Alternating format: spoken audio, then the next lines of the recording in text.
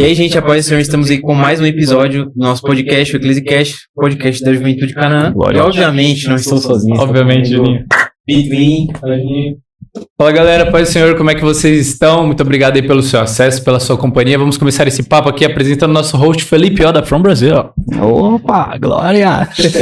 Agora ficou parecendo de Paz do Senhor, gente, mais uma vez nós estamos aqui com uma outra presença ilustre e inusitada muito também, especial. né? Que foi muito requisitada há um tempo atrás, mas só que infelizmente a gente não tinha conseguido por conta da agenda do pastor, Sim. mas a Provideus está aqui, Glória a Deus. né? Deus prepara, Pastor e apóstolo Arcélio Luiz, seja muito bem-vindo, pastor. Obrigado. Se eu puder se apresentar lá pro pessoal, só Obrigado. dar um oizinho. Oi, pessoal, um prazer estar aqui com vocês. É uma satisfação estar nesse podcast maravilhoso, né?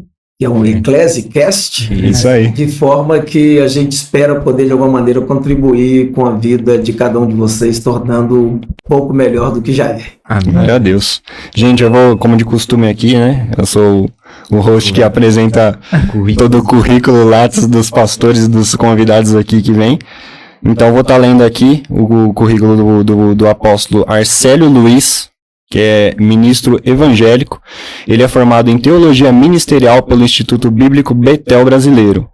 Ele tem bacharel em Teologia pela Faculdade Unida, com reconhecimento no Ministério de Educação e Cultura do Brasil. Ele é doutor honoris, é assim que fala? Honoris causa pela Faculdade Aplicada de Teologia e Filosofia.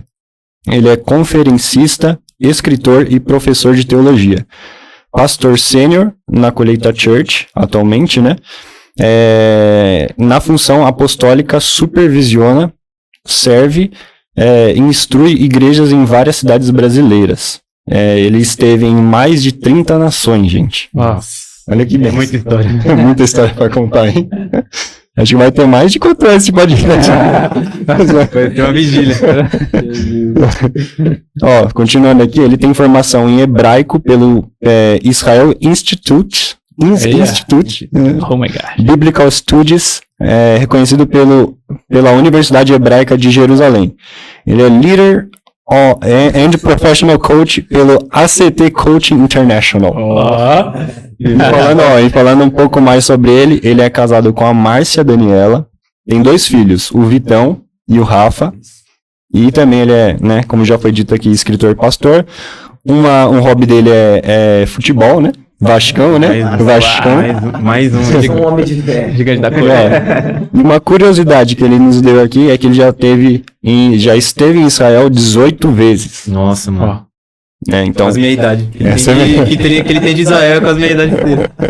vou estar passando aqui agora pro Vitão alguns recados importantes, né? E sobre os patrocinadores, como sempre. Então galera, se você está assistindo aqui o Eclesiacast, tudo isso só é possível porque Deus, primeiramente, autorizou, né, Juninho? Fala aí. Nasceu no coração de Deus, bateu o martelo e ele mandou pessoas abençoadas e abençoadoras para fornecer todos esses espaços e todas essas coisas. Eu vou começar citando eles.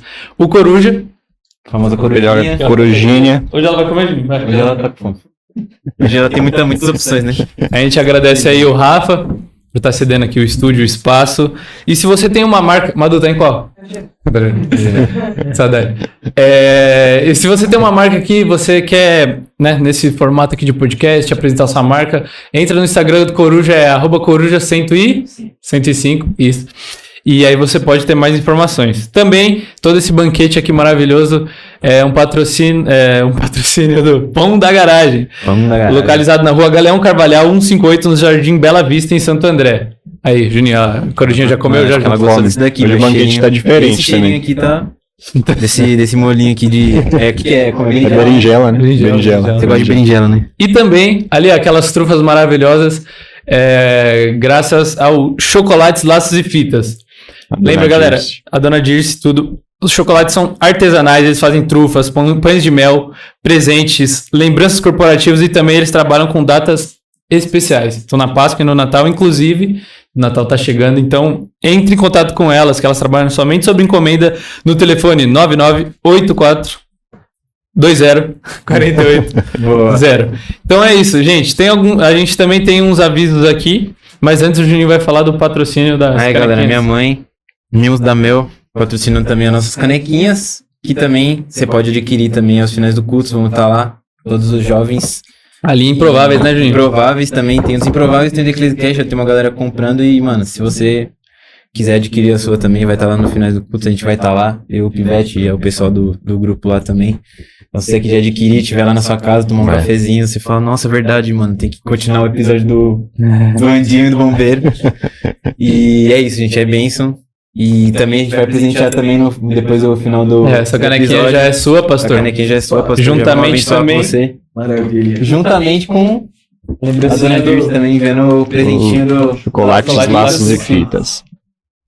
Pra você. Isso aí é bênção demais. Obrigado Amém, pelo aqui. carinho. Aí pode passar pra Carol ali, que é a... Vou entregar, quando chegar A em benção. Teresópolis, entregar pra minha esposa. que Aí. é uma próxima pra Já vai fazer uma média, né? Já vai fazer o... Mas é isso. A média, eu lembrei de você, tá aqui um chocolatinho. Já faz aquela média. Depois ela assiste aí. Ficou tudo combinado. Gente, os últimos avisos, então. A gente tá querendo falar que no dia 16/12, a Juventude Canaã vai fazer uma caravana. Não para a Terra Santa, mas para a terra do Hop Hari. Hop Hari, galera. Para, você curtir lá tem montanha-russa, falei, Juninho. Nossa, tem cara de montanha-russa. bate carrossel, tem diversão de montão. Rio Bravo lá. Tem o Rio Bravo. Então é isso, galera. Coisa boa. Tem essas informações, eles conseguem aonde, Pivete? No Instagram da Juventude Canaã. Todas as informações que vocês precisam lá sobre preço, sobre dia, sobre horário, de como que vai, tudo que é informativo vai estar tudo descrito aqui também, né? Aqui descrição? Na descriçãozinha. E também, quem precisar de maiores informações, pode buscar lá no Instagram, Juventude Canaã.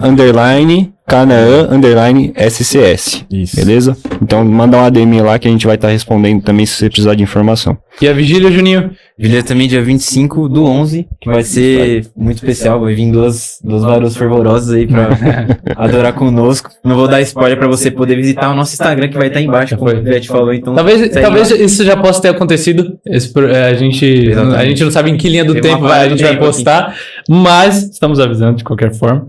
Então, obrigado por ter comparecido se você foi. E se caso for ainda para acontecer, cola com a e gente. se você não foi, Moscou. E agora, o último, galera, falar que a ação social da nossa igreja está precisando de algumas doações para montar sacolinhas de Natal para crianças em abrigo, isso. Então eu vou ler aqui, ó. A equipe montará sacolinhas de Natal para crianças de 3 abrigos, a comunidade haitiana e também algumas crianças que são apoiadas pela assistência social. Agora o Juninho pergunta assim, como que eu posso ajudar? Adotando uma criança e montando... adotando uma criança e montando a sacolinha completa ou doando um valor para que eles possam comprar esses itens da sacolinha. Então vocês podem procurar a equipe de missões após o culto para saber quais são os itens necessários, beleza? Então é isso, galera. Lembrando que a igreja a gente recebe e a gente, graças a Deus, tem a oportunidade de contribuir nessas vidas. Então não mosque, agora estamos livres, vamos começar o Isso aí. Antes de tudo, mano, seria bom também passar a palavra pro Arcélio em questão sobre os livros, né? É sobre aqueles que você apresentou hoje, que é o Conexão, né? Conexão, se puder falar um pouco. Né? Então, eu já escrevo há muitos anos. O primeiro foi Em Busca da Felicidade. E aí fui escrevendo até o meu 14º livro. Uhum. E o 15º livro agora pela editora Viseu, que é uma editora secular, e que está no meio de escritos de todos os tipos de assuntos imagináveis. Então você tem lá livros de culinária, você tem livros de tecnologia, você tem livros de bruxaria, e você tem lá no meio também o Conexão. São mais de 5.000 autores da editora Viseu. Os 3 que eu trouxe aqui à igreja são Aprenda a Viver no Sobrenatural, Legal. que é um dos livros do meu coração, porque ele tem 12 capítulos e nos últimos 4 capítulos eu estou contando certas experiências vividas de maneira muito intensa. Legal. Que perpassa aí o momento do nascimento do meu filho, a mudança no executivo municipal, a conquista dos 23 mil metros de áreas que compramos lá para a construção do templo, a mudança da tenda de um terreno alugado para um local próprio. Então, foram muitas experiências vividas ali, muito intensas, e que estão nesses últimos 4 capítulos. Então, é um livro que eu gosto muito porque tem muita experiência. Uma coisa mais pessoal, né? Mais pessoal. Legal. O outro é o Techuvá, Uhum. que tem esse nome porque Techuvá não tem nada a ver com ter chuva, né? Ou ter sol, né? Techuvá é uma palavra hebraica que significa voltar ao original. Uhum. Então, esse livro, ele foi escrito a partir de uma experiência num ajuntamento que nós tivemos. E o Eterno disse para mim que as pessoas precisavam ser livres da Tissarat. Então, eu subi ao altar, expliquei o que era Tissarat, como funcionava, e Deus se manifestou de uma maneira muito sobrenatural. A partir dali, eu comecei a escrever, e o livro foi nascendo. Mas é um livro assim que melhora a questão da saúde da pessoa, Uhum. a questão do exercício físico, a questão, porque o Techuvá, voltar ao original, é em todas as áreas da vida, Sim. espiritual e corpo. Uhum. Ou parte material e imaterial para quem é de corpo atômico, não tem problema nenhum. Mas é importante entender que Deus quer essa volta ao original. Né? Sim, Na verdade, o propósito de Deus é que todas as coisas sejam restauradas, verdade. desde que houve a queda. Então, ele fala ali de assuntos os mais diferentes, relações interpessoais, alimentação, exercício físico. Então, tem um capítulo inteiro que é sobre Techuvá na família. Tem um Legal. capítulo inteiro que é sobre Techuvá na saúde. Então, que voltar legal. ao original. E é curioso que a palavra Techuvá, a raiz dela é a primeira palavra que Jesus usou quando começou a pregar. Quando Jesus abriu a boca para pregar a primeira vez, ele disse a raiz desta palavra, que está traduzido por arrependei-vos. Está em Mateus 4,17. Então ele disse Techuvá, porque é chegado o reino dos céus. E aí não queria mais escrever, decidi que não ia mais escrever. Foi quando eu recebi uma carta de um rapaz que estava na cadeia, e ele disse: os teus livros me mantiveram vivos na cadeia. Meu Deus. E quando eu sair daqui, eu vou procurar uma igreja, vou congregar e vou viver na presença de Deus. Então isso causou um impacto muito grande no meu coração. E da pandemia para cá, a gente assim, teve que lidar muito com a necessidade de saber usar as conexões que existem. Uhum. E foi quando eu comecei a escrever a respeito de conexão, e surgiu esse livro Conexão, Legal. né? Tudo que você precisa saber para ter sucesso na pós-modernidade. A editora Viseu pegou o material, gostou, adquiriu o livro, é dela, né? Inclusive as pessoas quando adquirem, podem adquirir no Amazon, Legal. na americanas.com, né? Uhum. Ou no próprio site da editora. E eu, para ter o livro, para trazer aqui, eu tenho que adquirir o livro com a editora. Eu compro o livro e trago para apresentar, né? Porque a gente fez um contrato, da editora, né?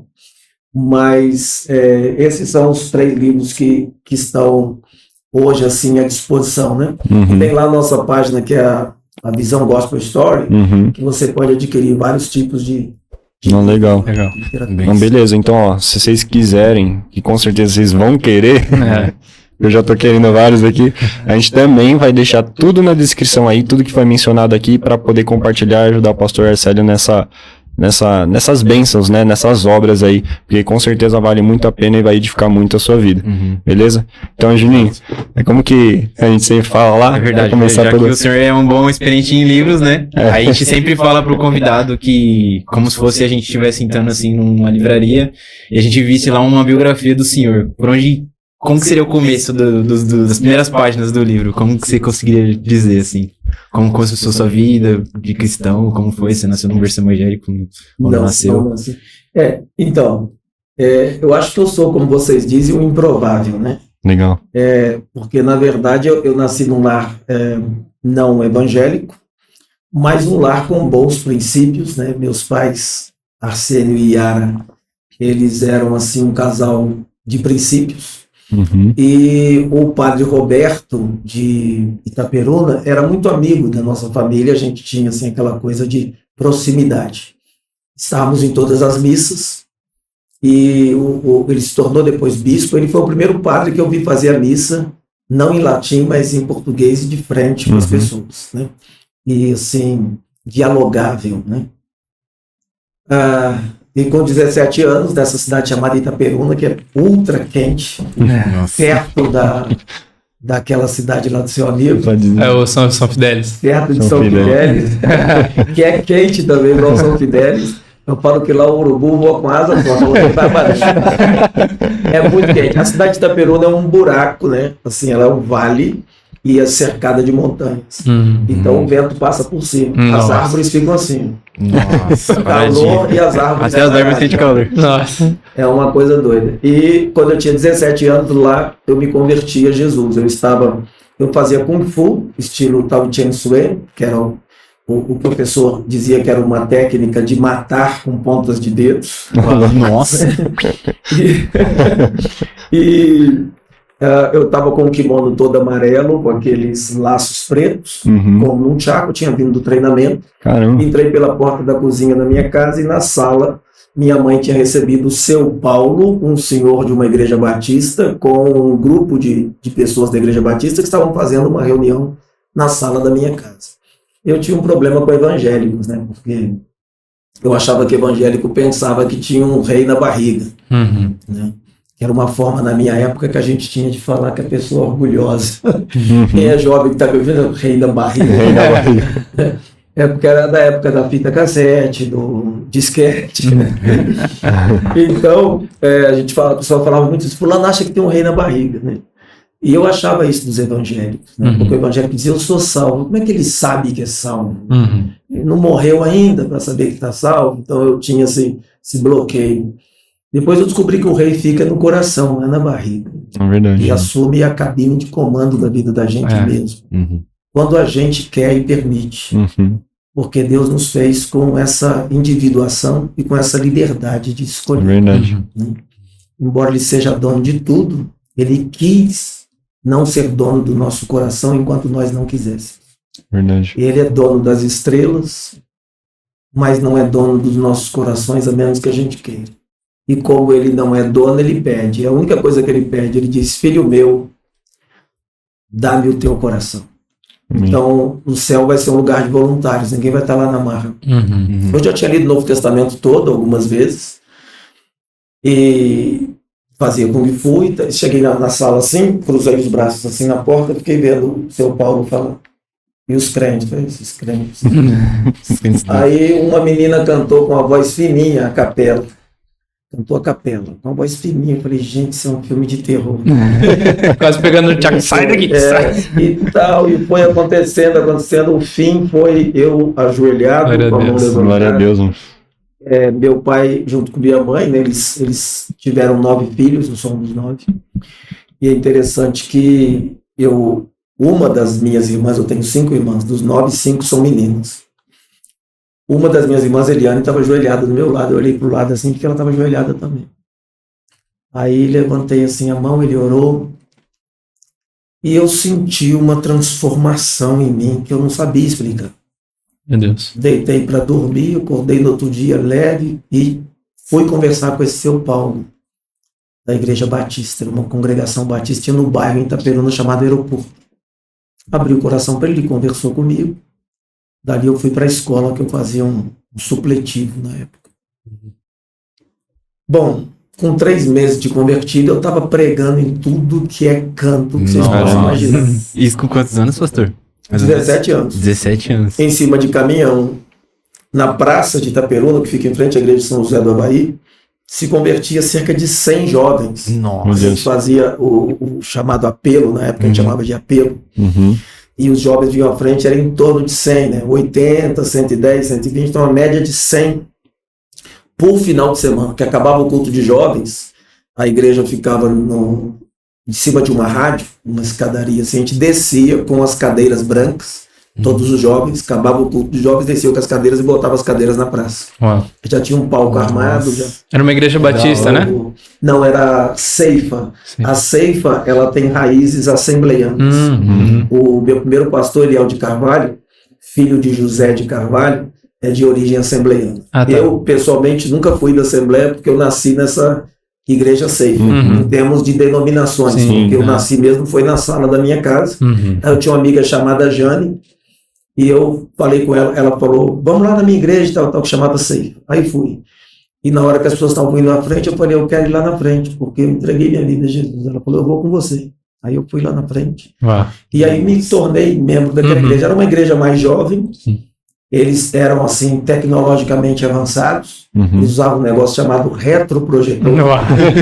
Eles projetavam as letras das músicas. Tinha um grupo de jovens cantando lá na frente. Então já era muito inovador naquela época, né?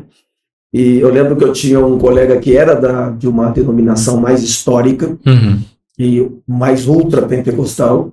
E eu lembro que ele comentou comigo, falou, rapaz, essa igreja, estou feliz que você se converteu. Mas essa igreja aí não é de Deus, não. Esses corinhos que canta aí. Nossa. Eu falei, quais que são de Deus? Ele falou, não, tem que ser da harpa, tem que ser um negócio assim que tá na Bíblia já. Nossa. Porque a harpa, né, as Bíblias, eles colocavam a harpa. É verdade. E depois que eu fui ter entendimento, aí fui pro seminário, João Pessoa, foi quando eu conheci o Anderson, seu pai. Sim.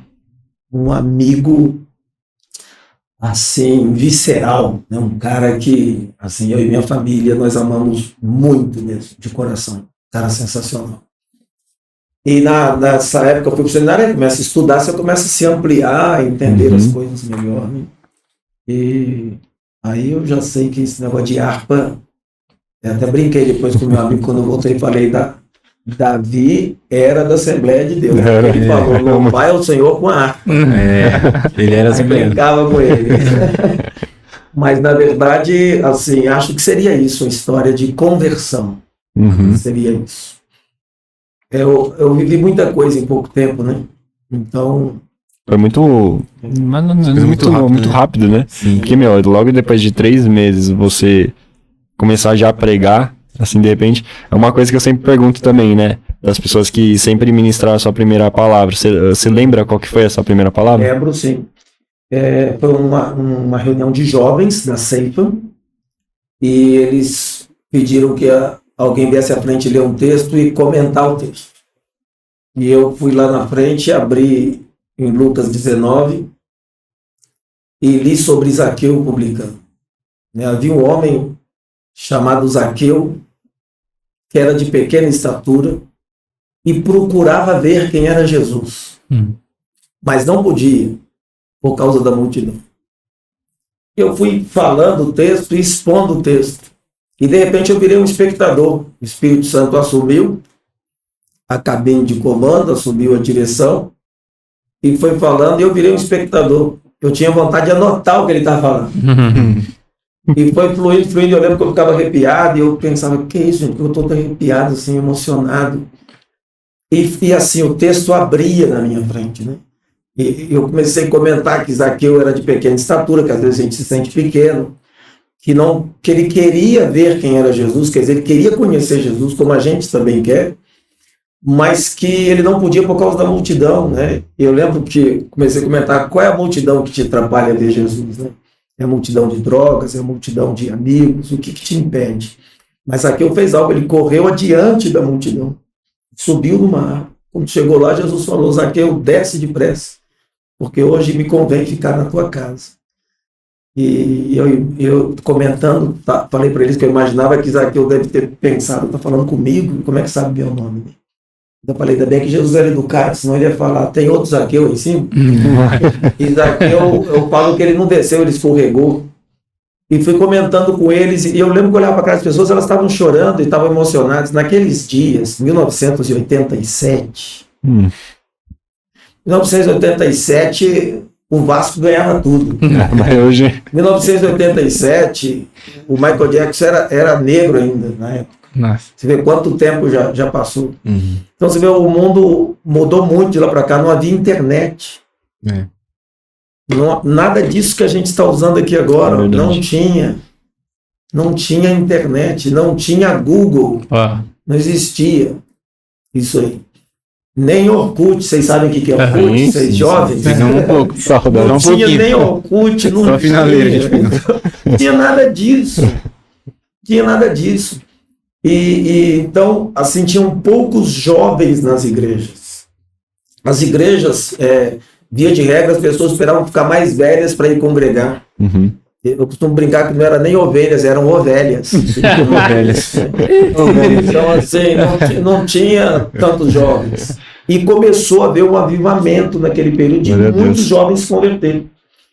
E eu me lembro que eu falando assim, eu olhava para as pessoas e eu não entendia porque que elas estavam chorando. E aí eu falei assim, olha, vocês repararam que Jesus não falou nada com Zaqueu? A não ser, hoje eu vou ficar na tua casa?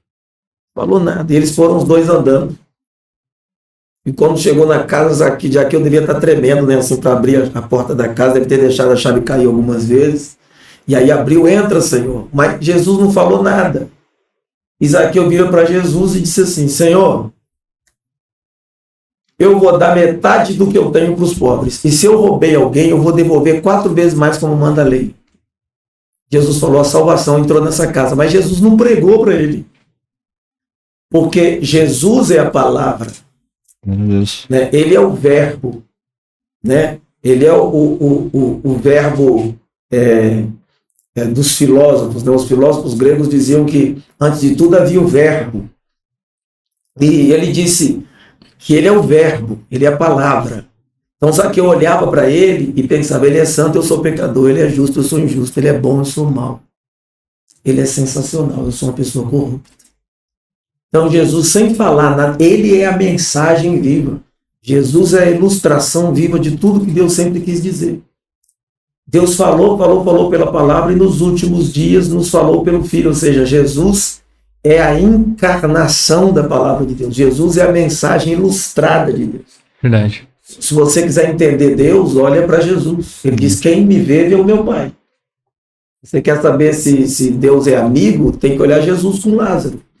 Você quer saber se Deus se importa com a gente, é só ver Jesus chorando, só ver Jesus vendo aquelas crianças dizendo, deixa vir a mim os pequeninos. Deles é o reino dos céus. Então, quando você olha para Jesus, você vê Deus, tem a revelação do Pai. Eu fui falando aquelas coisas todas de uma maneira bem simples, e quando terminou, por alguns minutos, eles vieram falar comigo no final e eles diziam, nossa, você é crente há quanto tempo? Eu falei, não, acabei de me converter. Mas eu já li a Bíblia, né? Como um bom católico, eu li a Bíblia e tal, mas é isso. E aí eles, nossa, Deus vai te usar muito. Eu disse, me usar? Como é que me usar? Por que vai me usar? Então, e as coisas foram todas muito rápidas. Né? Aí eu ia para os hospitais pregar, eu subia nos caminhões para pregar. O pastor da presbiteriana, ali central de Itaperuna, que fica na avenida principal, me convidou para pregar para os jovens. E eu pensei assim, o que eu vou falar para esses jovens? Aí fui para a palavra, estudei e tal, chegou lá, me ensinei para os jovens. Depois me falaram, olha, a presbiteriana é uma igreja histórica.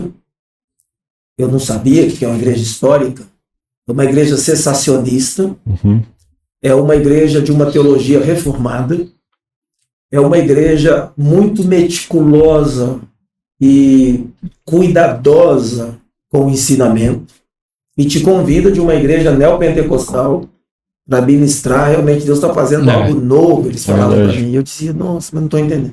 E foi um mover em Itaperuna muito grande. Né? Aí os pastores me chamaram, mandaram para o seminário, eu fui para João Pessoa, tinha uma bicicleta Monarch que vendi, fui para o seminário, meus pais não tinham dinheiro, assim, tinha para viver só, mas o Luciano, esse meu amigo, a família dele era um pouco mais abastada. A gente entrou no ônibus em Muriaé, 3 dias de ônibus até João Pessoa. Nossa. 3 dias. O motorista gritava, parada para almoço, parada para banho. Não sei se vocês já pegaram esse tipo de ônibus. Não, 8 dias não. 3 dias. Quando termina, tem gente se despedindo, se abraçando. Fizeram amizade. Prazer conhecer você. Viraram melhores amigos. 3 dias. Aí eu lembro que ele abriu um pacote de Bix e ele falava que é aí eu falei, só se for Bix. E a gente ia conversando, ele sempre foi um amigo assim, muito chegado, é um dos melhores amigos também que eu tenho, Luciano Vicente. E fui para o seminário e voltei, eu fui para Recife, fiz mais seminário em Recife, aí voltei para o Rio, abri igreja em Friburgo, e aí a vida foi muita história. Vocês vão cansar de ficar ouvindo um monólogo. Não, nada, né? Vou ficar aqui só falando. E assim, pastor, você falou que foi convidado para ir para uma presbiteriana, e aí, no caso, você falou que os pastores se reuniram e te mandaram para o seminário, foram da sua igreja que você já era ou foram da presbiteriana? Da igreja que eu era, da Seiva.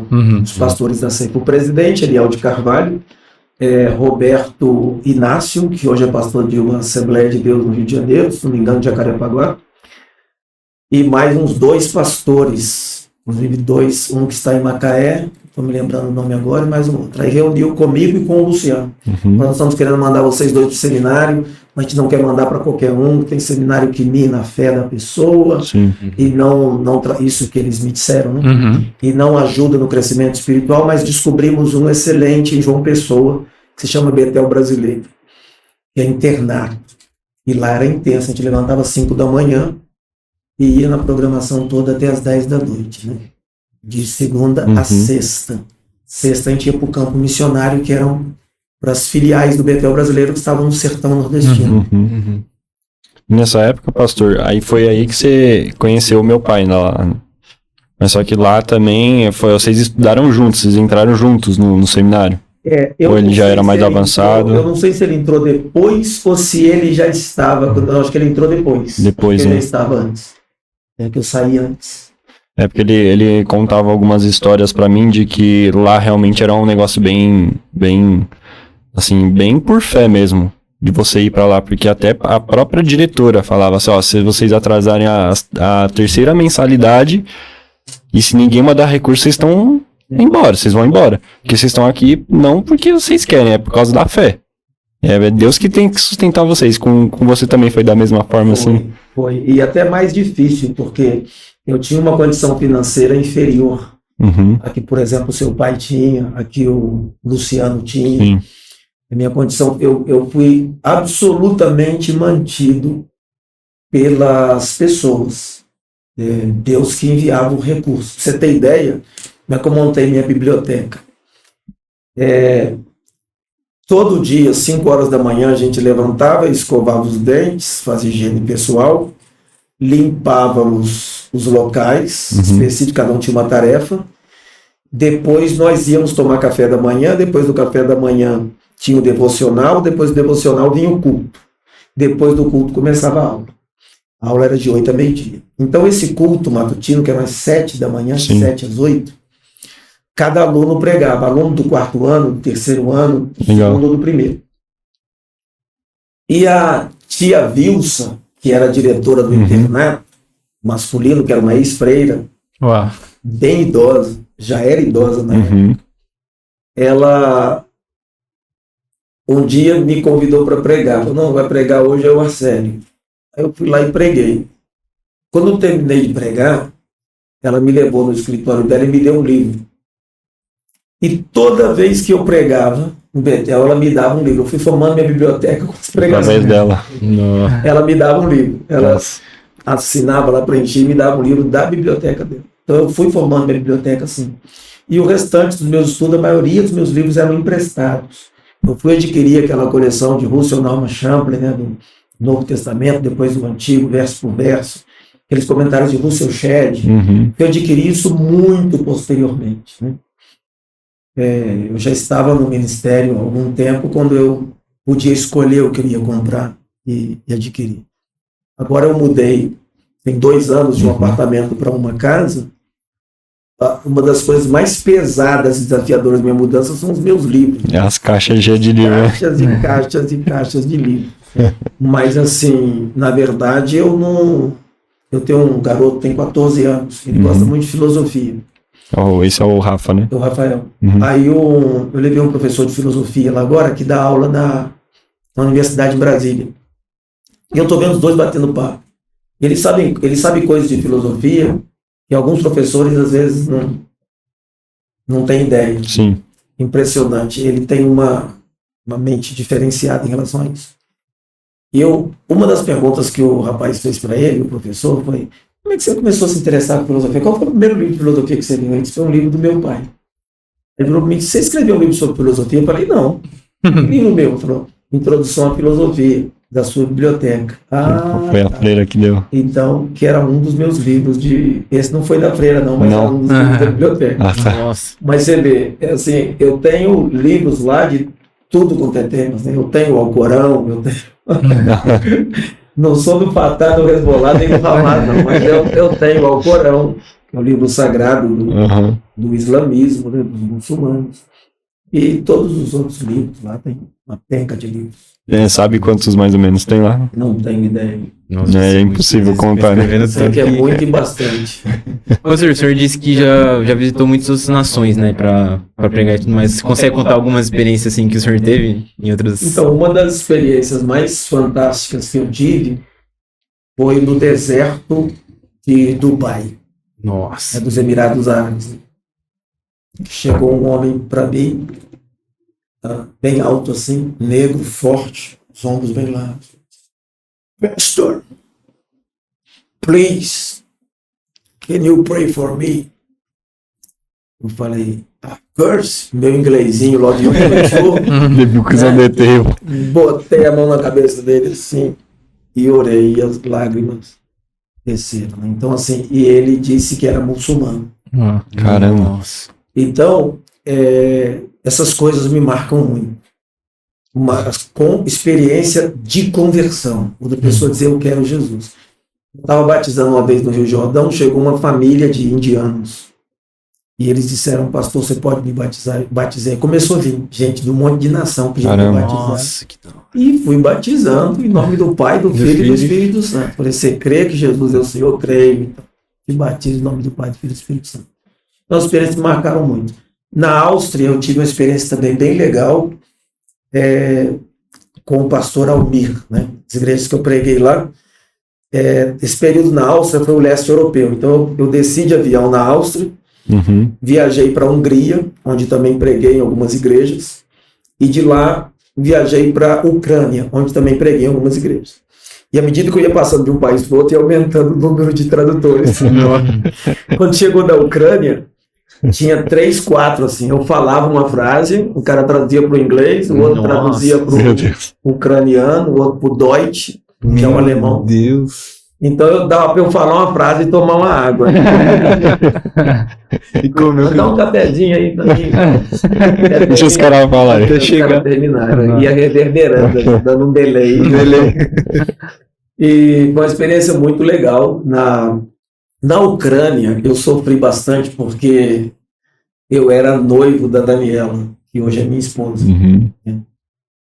E o ucraniano, eu nem gosto de contar isso não, mas eu vou contar para vocês. Aí, Inédito. O ucraniano, ele... Inclusive tinha um pessoal na igreja aqui na Canaã que tinha... a ascendência deles era ucraniano. Da Canaã mesmo? Da Canaã mesmo. Desde as primeiras vezes que eu vim aqui. Mas os vi, acho que terceira vez daqui para trás que eu estive aqui. Dessa última vez não, e dessa vez hoje de manhã também não vi. Pode ser que apareça amanhã. Se aparecer, eu comento contigo. O ucraniano, ele tem um costume, quando gosta muito de você, ele te beija na boca.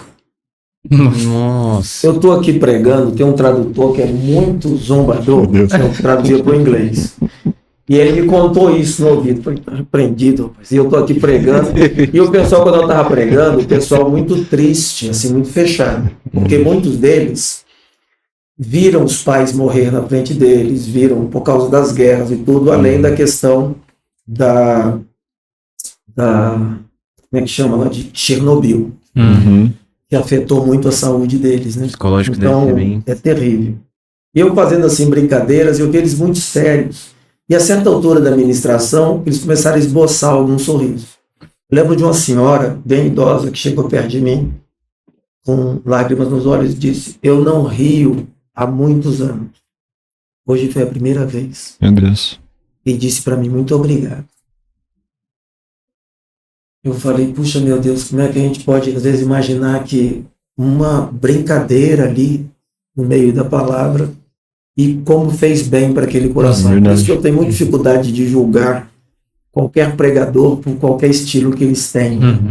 Charles Haddon Spurgeon, o príncipe dos pregadores, um dia foi muito criticado porque colocava muito humor nas suas pregações. Ele respondeu dessa forma: se vocês soubessem o tanto de humor que eu restringo das minhas mensagens, vocês me elogiariam. Então, o humor é uma técnica também de comunicação fundamental. E o Deus da Bíblia é muito bem-humorado. É verdade. O Deus da Bíblia é festeiro. O Deus da Bíblia é relacionável. O Deus da Bíblia não é essa figura distante, petrificada, indiferente, fria. Aliás, o cristianismo é a única religião em que a divindade é Pai. Deus é o Pai. Né? Então, por exemplo, o Deus do islamismo, o Alá, ele é todo poderoso, mas a relação dele não é paterna. Então existe um espírito de orfandade. E o espírito de orfandade, ele é uma das raízes da violência. A maioria das pessoas que estão no ambiente carcerário tiveram um péssimo relacionamento com seus pais. Então, quando no cristianismo Deus se apresenta como o Pai, isso é sensacional, ao ponto de Filipe ter dito: mostra-nos o Pai que nos basta. A ausência do Pai é um negócio muito sério no coração humano. Sim. Ou a presença indiferente, mexe demais, machuca, dói e reverbera lá na frente na vida da pessoa. Então a gente tem que ser curado dessa ausência de Pai por um relacionamento com o Pai que está nos céus, né? Jesus falou: quando vocês orarem, diga Pai. Isso foi um choque, porque os judeus, quando se dirigia a Deus, era uma formalidade enorme. Deus de Abraão, de Isaac, de Israel. Baruch atah Adonai Eloheinu, melech haolam Adonai echad. Baruch shem kivut malechuto leolam vaed. Ele é grandioso, mas ele é grandioso e temível. Aí Jesus vem e diz: quando vocês orarem, diga Avino, que é papai. Avino Sheba Shamayim, Pai nosso que estás nos céus. It Kadesh Shincha, santificado seja o teu nome. Tavo Malchutcha, venha a nós o teu reino. E a Seret Sonra, Keba Shamayim, Keba Haaretz.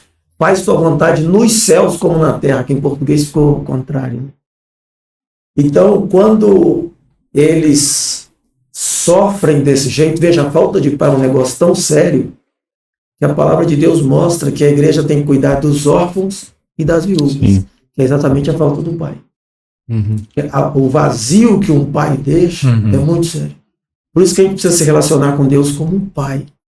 Para ele curar o nosso coração. Para a gente sentir todo esse amor dele entrando e perpassando o nosso ser. E eles estavam assim. E essa senhora disse: obrigado, porque eu não ria. Aí esse colega do meu lado falou assim: quando eles gostam de vocês, dão um beijo, vão te cumprimentar e te dão um beijo na boca. Eu falei: tá repreendido. Aí tinha uma galeria na igreja, assim. Galeria, aquela parte de cima da igreja, né, que hoje chama mezanino. E ele falou assim: ih, pastor, no final, a gente no altar, assim, os diáconos tudo descendo, cada um com um bigodão enorme, com a barba.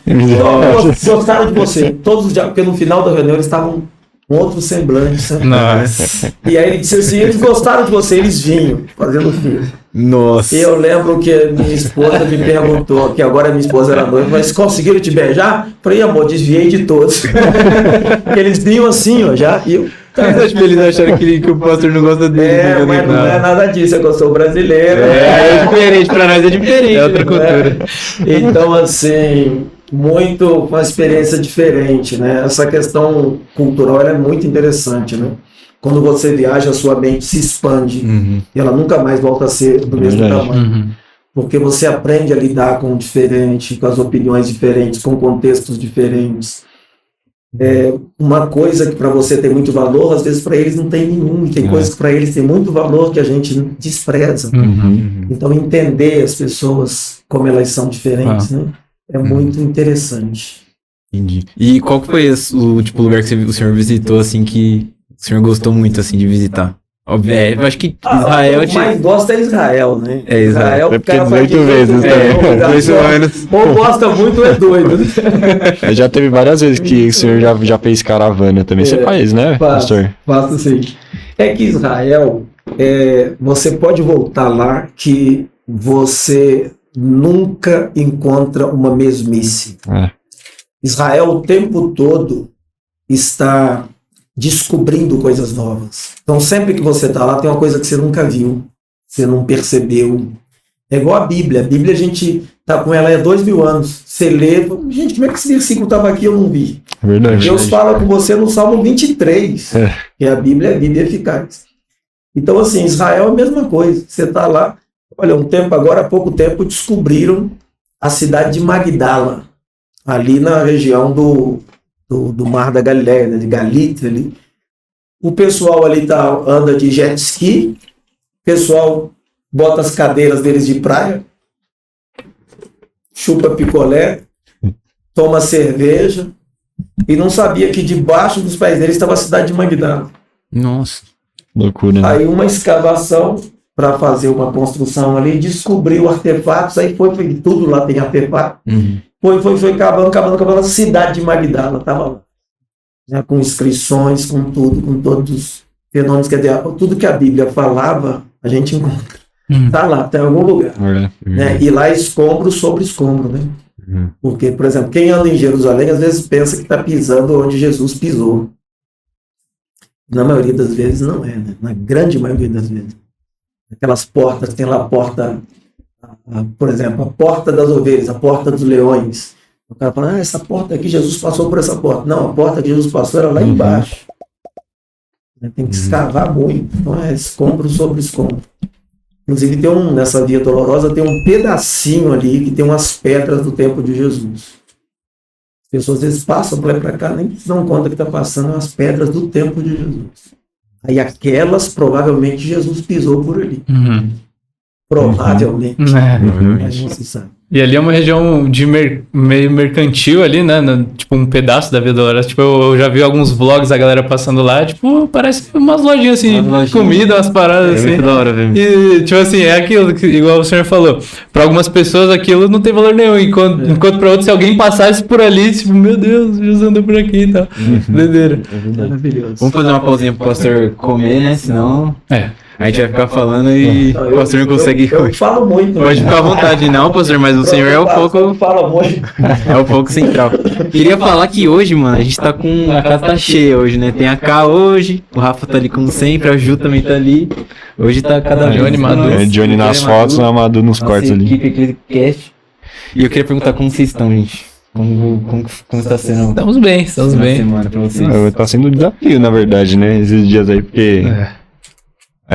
pra quem não sabe, esse programa também tá sendo gravado, né? Muito provavelmente vai sair quando, Juninho? Provavelmente a na gente outra não semana tem já, né? No outro final de semana? Na outra terça. Na outra terça. Então a gente tá com uma... Acho que pode soltar isso, né? Porque tá... Sim. A gente tá com uma programação aí de gravar vários programas, né? Pra gente também poder ter um certo descanso nos períodos de recesso, né? Do pessoal, entre dezembro e janeiro. Então a gente tá no trabalho aí pra poder gravar durante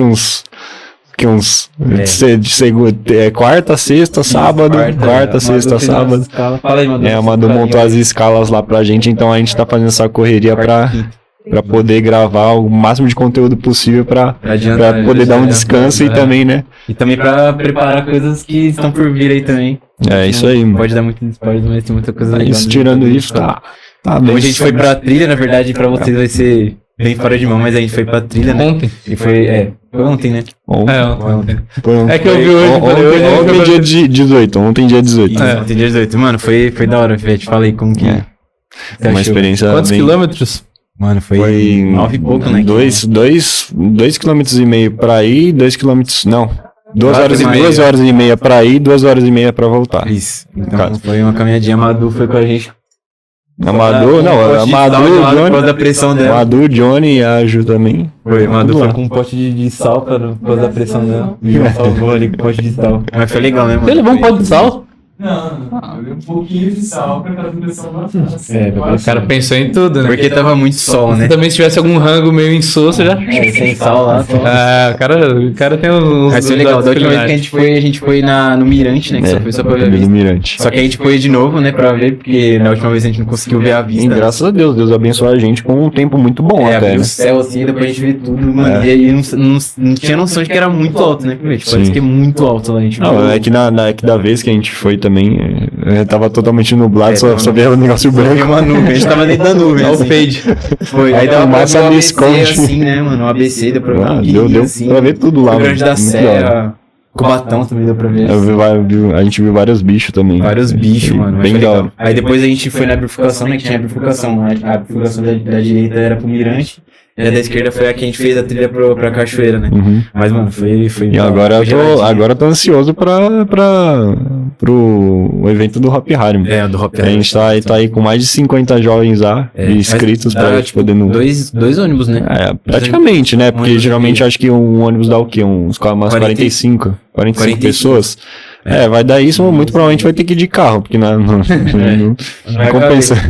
compensa alugar um ônibus e ir com 5 Vai no pessoas. corredor, né? Bota um Mas cinto no corredor. vamos ver, né? Vamos ver o que Deus vai Vamos ver. fazer. A gente gravou também na trilha, né? A gente deu uma gravada, então... Muito provavelmente acho que vai soltar também um vlog, né? Sim, provavelmente Isso acho que daí. vai ter saído já. Dessa vez a gente não gravou tanta coisa como da última vez, porque era, tipo, praticamente metade do caminho era o caminho que a gente fez pro Mirante. Então a gente só gravei algumas partes ali da cachoeira, gravei um pouco da cachoeira. E a gente não conseguiu nem finalizar o vídeo, né? Porque a gente acabei de lembrar. Que todo o celular acabou a bateria. Dessa vez não teve nenhum pra gravar. E Vamos orar lembra- pra Deus e- dar uma é. câmera pra nós. E lembrando também que até um certo período do ano que vem, todas as agendas também da juventude já foram totalmente programadas já, né? Sim, os eventos também. Então a gente aí já tá planejando algumas coisas pro tem ano que muita coisa vem. legal pra... Vai ter muita coisa vai boa ter vindo muita por coisa aí. legal, mano. Ia ser legal a gente falar uma inédita, né? Pro pessoal... Uma inédita. Mano, Ó, eu vou verdade. sugerir aqui. Quando for sair o filme do Abá, dá pra ir ver no cinema, que é o que eu tô trabalhando. Aliás, terminei de animar agora. Legal, o Vitinho deu uma boa ideia. Vai ser legal. Isso assim, tipo, agora passa a parte que termina o filme. Aí o estúdio que contratou o nosso estúdio pra fazer a animação 3D, eles vão sonorizar, editar, adicionar algumas coisas de pós-produção. E aí eles vão passar pra Ancine.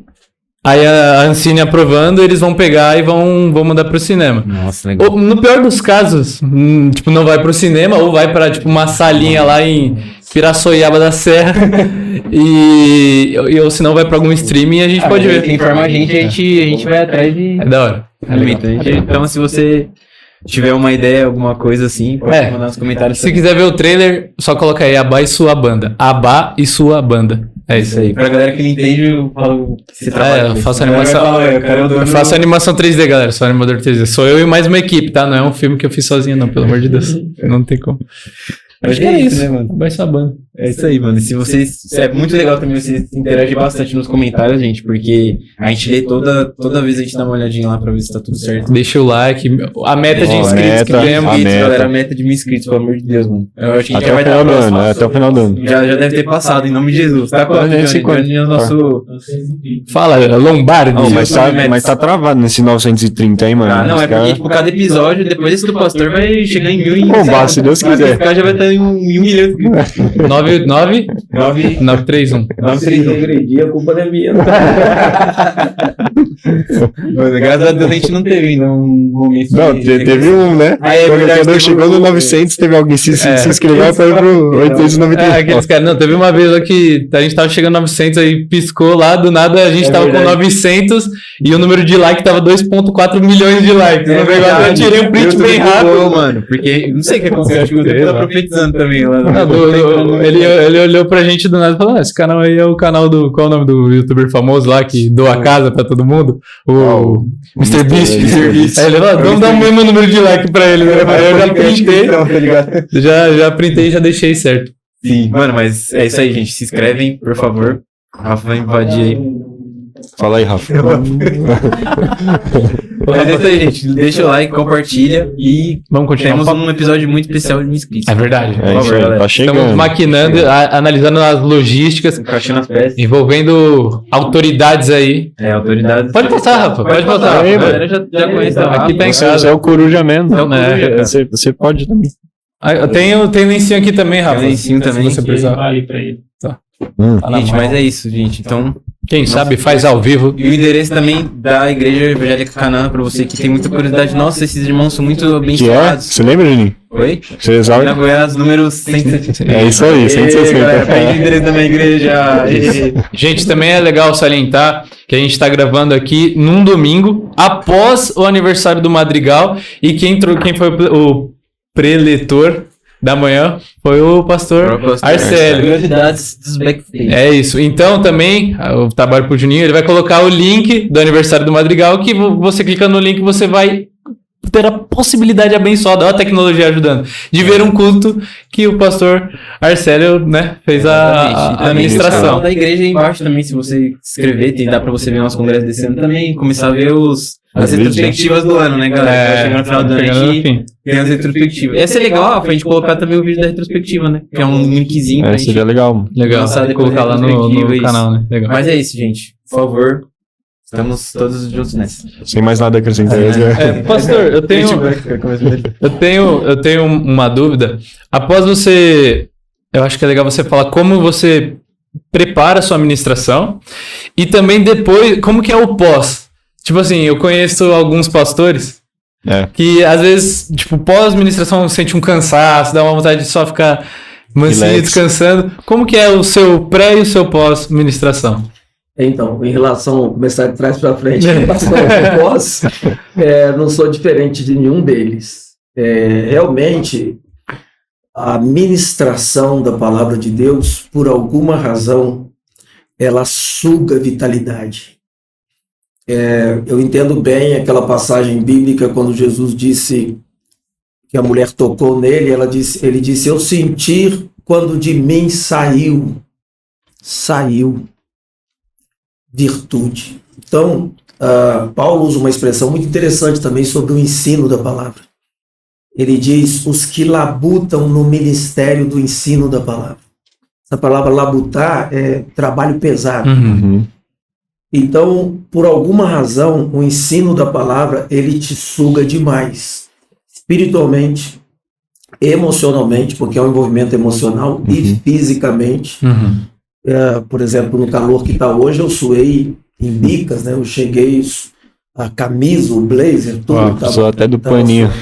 Aí, nessa época de calor. O pastor Manuel me levou lá o lenço, né, do pastor Anderson, e ainda brinquei com o Anderson, falei, olha, levava um lenço de Paulo e era abençoado, estou levando o seu. Então, assim, acontece isso. Depois da ministração, é um desgaste muito grande, você tem que se recompor. A preparação da administração, ela exige um trabalho intelectual, um trabalho de pesquisa, um trabalho de esforço físico, mas a mensagem em si, ela vem do Espírito Santo. De modo que, em algum momento, quando você está estudando a palavra, o Senhor te abre a revelação e você entende o que você tem que transmitir para as pessoas. Sim. Agora, a forma que você vai transmitir, eu gosto muito de ministrar com PowerPoint. Eu não fiz hoje, porque me esqueci de mandar para o Fernando e para a equipe lá de mídia, né? Mas eu gosto muito do PowerPoint. Por exemplo, essa ministração que eu fiz hoje, eu já fiz uma outra vez, que foi um congresso de homens. E quando eu falo sobre aquela palavra não, claro que ela é diferente. Que era um congresso só de homens. Então aqui eu já fiz um outro trabalho. Então, quando eu falo sobre aquela palavra não, eu gosto de colocá-la bem grande no telão. Não, porque nós temos muita dificuldade de lidar com o não. E às vezes nós reclamamos muito pelos nãos que a gente recebe de Deus. Mas pode ter certeza, um dia você vai agradecer muito a Deus pelos nãos que Ele te deu. Verdade. porque a gente não entende imediatamente por que ele está falando não. Né? Uma criança que quer pôr a mão no forno quente, uma criança que quer pôr a mão num ventilador ligado, ela não entende muito, porque o pai diz, não põe a mão aí. Quer me impedir? Que não. Quando ela põe a mão, ela entende que o pai estava dizendo não por amor. É preciso ter mais amor para falar não que para falar sim. É verdade. Então, aí você tem esse trabalho intelectual e esse trabalho físico, às vezes você criar o PowerPoint, você organizar, por exemplo, uma das coisas que a gente faz em homilética é quando você pega todo o seu material, né, os livros que você lê, a Bíblia, os comentários paralelos, a sua horta, que são aqueles conteúdos que você tem guardado, você busca ali aquilo tudo e põe. E os textos bíblicos vêm em abundância, mas você não pode entregar tudo. As pessoas não aguentam ali. É como você querer dar 10 pratos de almoço para uma criança, vai matar. Então você tem que selecionar o que ali é importante para aquela mensagem central que Deus pôs no seu coração. O que não é importante você vai tirando. O Bruce Lee, Lee Jung-fan, que era formado em filosofia, ele dizia uma coisa sobre as artes marciais. Ele dizia: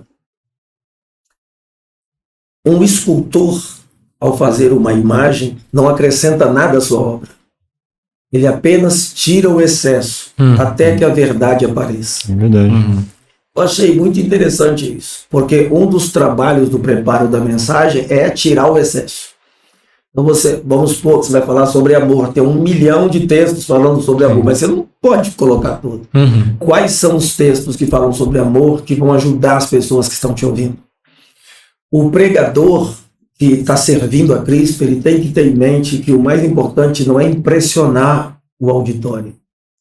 O importante é ajudar as pessoas. Isso aqui que eu estou falando vai ajudar as pessoas.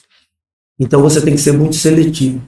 E mesmo assim a gente muitas vezes erra, porque exagera às vezes em conteúdo, exagera no preparo, exagera na elaboração, e às vezes na hora que você está transmitindo ali, você está com o esboço na sua frente e Deus fala, isso aqui é para você pular, não entra nesse assunto. Né? Então isso aí, para fazer a homilia, né, que a gente chama de pregação, você tem que organizar um esboço homileticamente, né? Título, tema, frase de transição, elucidação, tópicos e conclusão. Legal. Então você já começa sabendo onde você vai terminar. Né? Não é falar aleatoriamente, né? Abrir. Né? Tem um monte de história de abrir a Bíblia, né? O cara abriu. Vamos ver o que Deus quer falar para vocês. Abriu naquela página branca da Bíblia do meio. Pai, irmão, Deus está tão chateado com vocês que Deus não quer falar nada. A contagem do povo, né? A contagem do povo. Então, assim, é muito importante a gente seguir a orientação de Deus, mas exige um esforço humano. Eu creio de todo o meu coração que Deus está usando aqui agora a jovialidade de vocês, essa capacidade que vocês têm incríveis. Vocês são uma geração incrível. Vocês estão aqui, ó, vocês estão alcançando corações, tocando em pessoas. Amém. E Deus está agindo no meio disso aqui. Mas teve que haver esforço físico, teve que haver o preparo dessa mesa toda aqui, toda essa tecnologia. Nossa irmã está ali atrás, cuidando de tudo. Está aqui o Rafael, está aqui a esposa do Rafael. Vocês não estão vendo, mas tem um rapaz no chão. Intercessão. Então, assim, há todo um preparo. É verdade. Quer dizer, aquele verso, abre bem a tua boca, eu encherei, ele tem um significado, né? Quer dizer, que Deus vai dar o conteúdo. Sim. Mas você tem que ser responsável de preparar, de orar, de se consagrar, porque não é tanto dar mais uma mensagem, mas a mensagem específica que Deus quer. É verdade. Porque você imagina quantos esboços eu tenho, quantas mensagens eu já preguei. Eu estou com 53 anos, mas quantas mensagens teve um Russell Shedd, por exemplo, na vida? Um homem que... Então, assim, até ele pregou aqui no seminário, né? Deu um estudo no seminário, no Betel aqui, No ano era Semana Teológica, no ano seguinte me convidaram. Eu falei, meu Deus, mas despencou o nível. Um ano você é o Tiago, outro a Célio. Nossa. Então, assim, é um cara sensacional. Ele poderia pegar qualquer esboço dele, mas não é isso. Ele sempre estava preocupado com o que Deus queria das pessoas, né? Então, esse temor a Deus, essa reverência, esse respeito precisa existir. Desde o momento que você recebe um tema, por exemplo, o Anderson me mandou uma mensagem, disse assim, Arcelião, me chama de Arcelião. Arcelião, ele faz, é o tema. Ele faz. Ele faz. Porque tem um homem na Bíblia que chama ele faz. É verdade. Então tem que separar bem. Ele faz. Fala O nome do cara é o tema. Ele faz começou a falar da história dele. Então eu falei, bom, Deus faz mesmo. Deus faz. Senhor, o Senhor faz. Então eu vou para a oração. Senhor, o Senhor faz mesmo. Mas a gente atrapalha bastante fazer. É verdade. O que a gente tem que fazer para o Senhor fazer mais? Né? Ou a gente tem que deixar de fazer? E aí ele no próprio texto vai mostrando. Aí você separa os tópicos. Basicamente hoje eu falei 3 coisas. Que é você se posicionar, você se humilhar. Estão prestando atenção? Você se humilhar. Quer dizer, não é ser humilhado para os outros, é se humilhar. E você ouvir a palavra de Deus. Pronto. Então, falando do preparo da mensagem, sua pergunta muito eficaz, tem muito a ver com ouvir Deus. Ouvir mais. Por isso que Deus nos deu 2 ouvidos e uma boca só. A gente ouvir mais, falar mais. Então, ouvir bem para ver o que Deus quer. Aí você vai e fala. E o que Deus quer não importa se impressionou, se empolgou, se gostou, se não gostou. Deus fala na palavra dele, né? Quer ouçam, quer deixem de ouvir. Então, assim, você sabe que está fazendo o que Deus queria. Alguém lá do outro lado vai ser alcançado. Amém. Às vezes, a gente que é pregador é muito assim, você termina uma homilia, uma pregação, um ensino, e você mesmo não gosta. Você fala, ruim hoje, ministração. Mas não importa, porque não é para você também. É para alguém que precisa.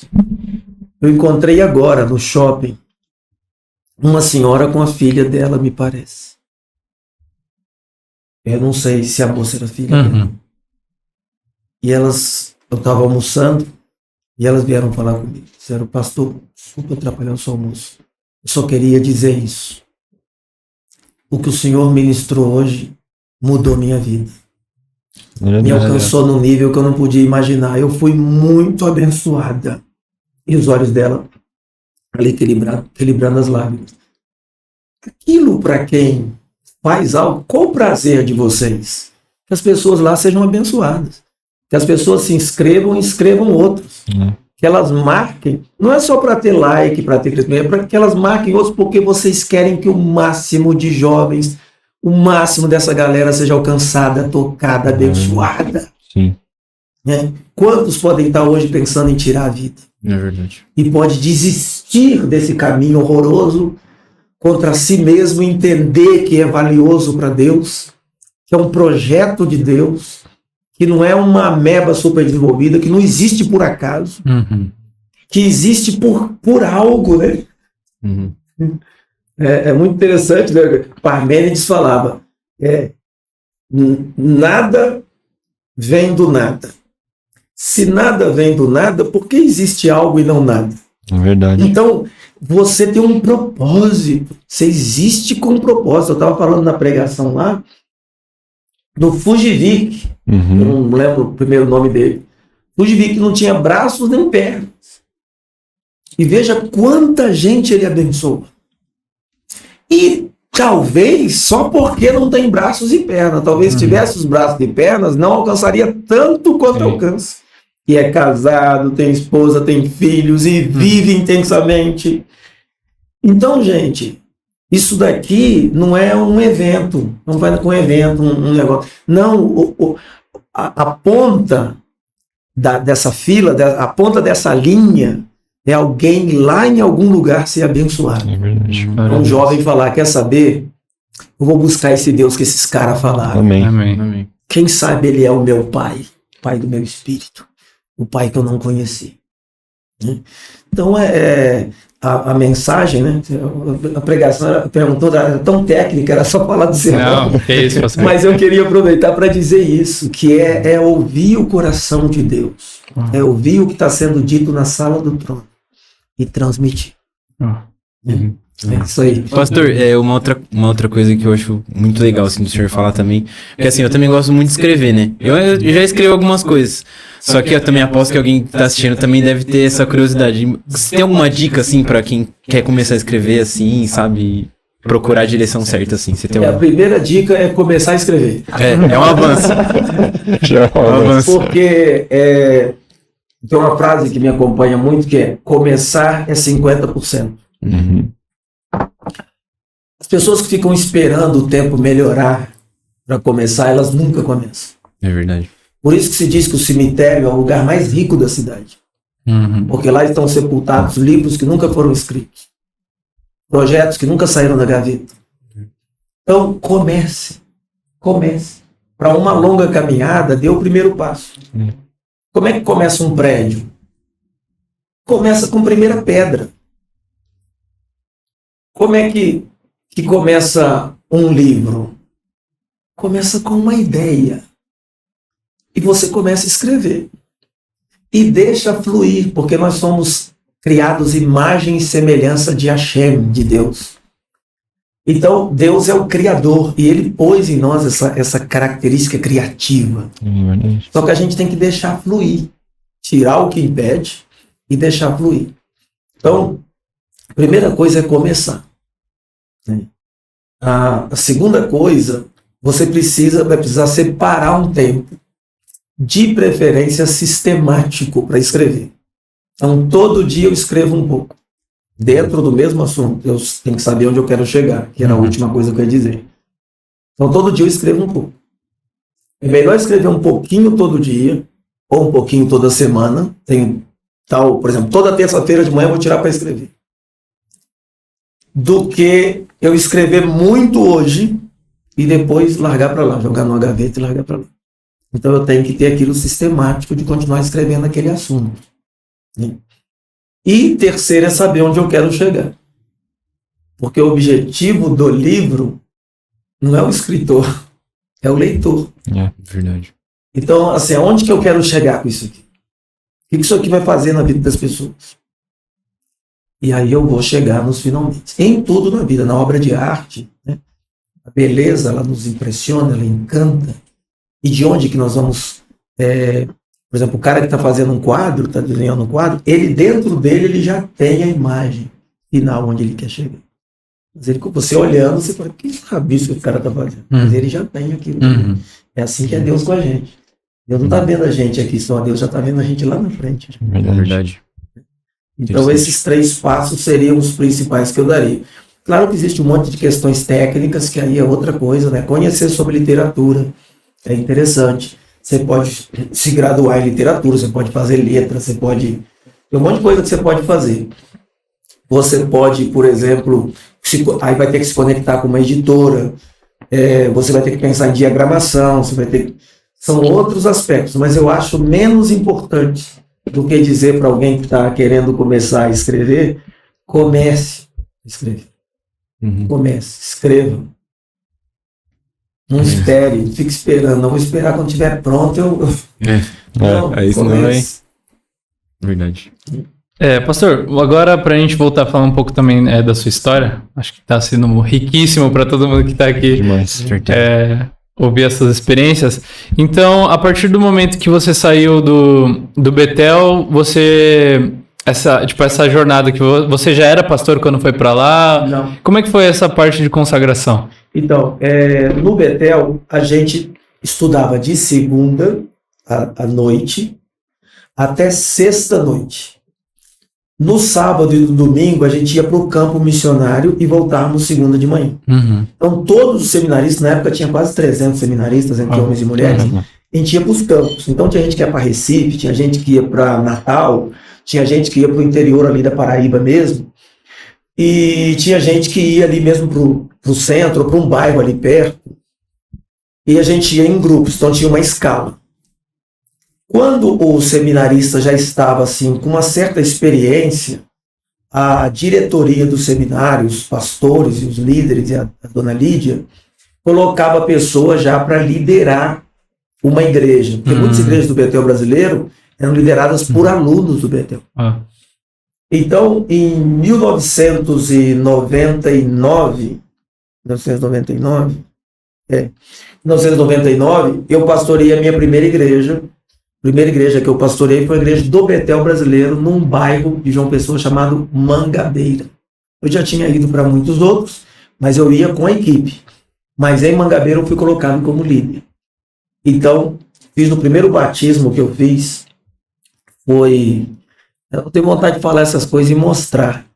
Eu tenho muito isso na minha cabeça, né? Eu falo com imagens. Eu estou aqui falando, eu vou mandar para vocês, não se importar. Não, a gente coloca. Eu vou mandar as imagens. A gente põe Tá anotando ali, a gente vai... Betel, que eu pastoreei. O primeiro batismo que eu fiz foi na praia de João Pessoa. Nossa. Olha só. E a igreja do Betel começou a crescer muito, E, nossa, foram muitas experiências. Eu lembro que no Betel, essa é uma experiência que me marcou muito. Umas menininhas, 2 mocinhas se converteram. E os diáconos da igreja, os diáconos mais antigos lá da igreja, disseram assim: pastor, essas 2 meninas aí, que estão falando que aceitaram Jesus também, elas usam essas saias muito curtas. A gente precisa ir lá conversar com eles. Então, vamos na casa dela fazer uma visita. Chamei esses diáconos que estavam reclamando para ir comigo fazer a visita. Chegamos lá, oramos com a família, conversei com a senhorinha. E ela disse: não, estou muito feliz com as minhas filhas estar na casa de Deus. Ela falou assim: olha, eu sou católica, gosto do Padre Cícero e tal, mas estou muito feliz das minhas filhas estarem. Nesse caminho elas mudaram completamente. São outras meninas. Inclusive, se a igreja puder ajudar elas, deixa eu mostrar para vocês. Abri o guarda-roupa das meninas. Não tinha roupa no guarda-roupa. Falei: só tem essa roupinha que ela usa. E tira, Nossa. troca. Nossa. Aí eu olhei para os diáconos assim. E aí? Escribas e fariseus. E aí? Eu não falei isso. Eu só falei assim: olha que situação. Vocês veem como que a gente tem que primeiro acolher as pessoas. É verdade. E ajudá-las. Né?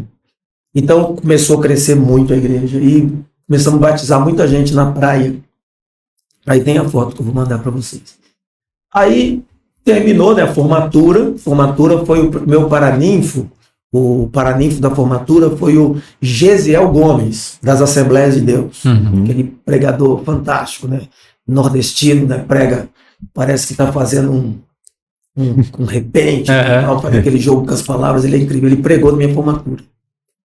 E eu lembro de eu estar sentado assim, com a mão no queixo, olhando para ele. Aí pregou. Aí vim para o Rio de Janeiro.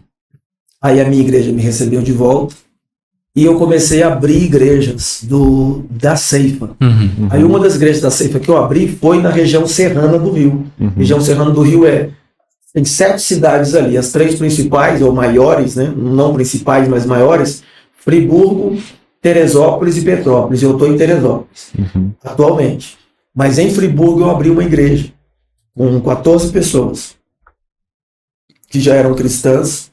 E a gente abriu a igreja. Hoje a igreja lá deve ter umas 1000 pessoas. Uma igreja muito linda. O pastor de lá é um autodidata, um cara sensacional, escritor também, um líder tremendo. E ele, na época, ele era meu operador de som. Ele era uma dessas 14 pessoas. E quando eu saí, o bispo pediu que eu indicasse alguém. Eu falei: olha, o Sérgio, que estava pastoreando uma cidade chamada Sumidouro, eu falei: ele é o melhor. Ele não tinha formação teológica que muitos outros tinham. Tinha muitos bacharéis em teologia lá. Mas ele tinha paixão ministerial e essa formação informal, né? Ele era um autodidata. E aí, dali eu fui para Uberaba, Triângulo Mineiro, cuidar de uma outra igreja lá. Depois vim para Teresópolis. Depois a Ceifa, o Eliel de Carvalho, foi para os Estados Unidos, deu autonomia para as igrejas. Cada pastor onde estava só tinha 13 igrejas, cada pastor ficou como presidente, eu fiquei como presidente de Teresópolis, aí já foi em 1996, sim, eu pulei. Aí quando eu voltei do seminário, assim que eu voltei, eu fui ordenado pelo meu ministério mesmo, em Itaperuna, de Itaperuna. E aí em 96 eu começo o trabalho em Teresópolis, tinha mais ou menos umas 30 e poucas pessoas, o trabalho começa a crescer. Em 96, quando eu começo esse trabalho, chega uma família na cidade, que é o seu Ezequias, Dona Virgínia, com 2 filhas e um filho, e a filha mais velha viria a se tornar minha esposa, que é a Daniela. No ano seguinte, 97, eu casei com ela, e ela casou comigo. Que bom. A gente se casou. A gente se casou. 97, ficamos casados. E agora já fizemos 26 anos de casado. Glória a Deus. Temos 2 filhos na terra e 3 no céu. E o meu filho mais velho está com 18, vai fazer 19 em janeiro. E o mais novo está com 14. De 18 está em Campo Missionário. Florianópolis. Campo Missionário. Está na F-Hope. Está na F-Hope. Estudando, fazendo um curso lá deles chamado Fascinação, que é um curso voltado para quem tem o Ministério de Louvor e Adoração, que é o ministério dele, né? Ele toca violão, toca teclado, canta, ministra louvor. Ele tem uma graça para ministrar o louvor tremendo.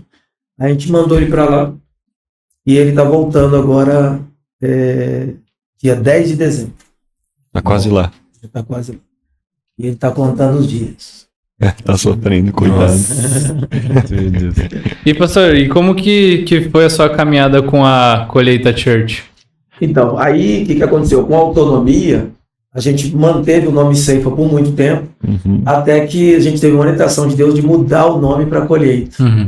Que era um nome mais suave, né? Porque vai ceifar, o cara já segura o pescoço. Então a gente mudou para Colheita. Harvest Church, Igreja Colheita. Aí mudamos para Colheita. Tá. Aí a gente, isso foi em 2005, né?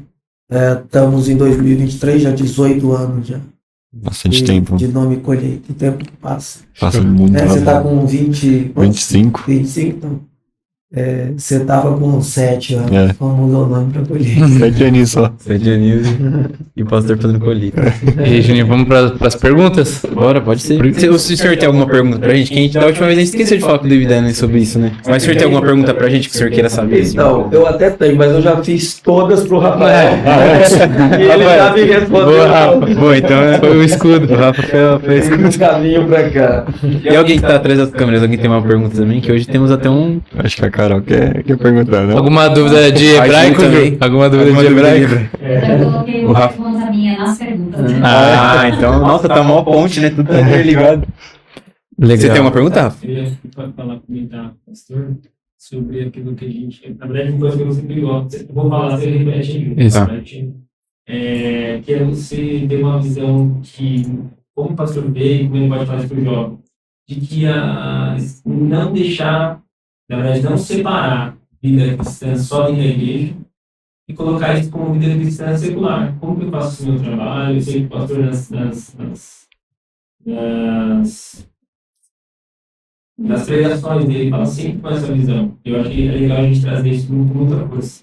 Porque assim, eu estava lendo até recentemente sobre Isaac, ele é um cara empreendedor total, né? Tá muito forte e tal.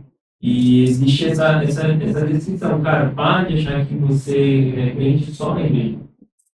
Interessante. Então, eu acho essa pergunta do Rafael. Você vai repetir a pergunta para o pessoal ouvir. Como sendo um crente de verdade. Não, como ser crente dentro e fora da igreja, principalmente nas atividades, né, Rafa? Trabalho, onde ele tudo. estiver.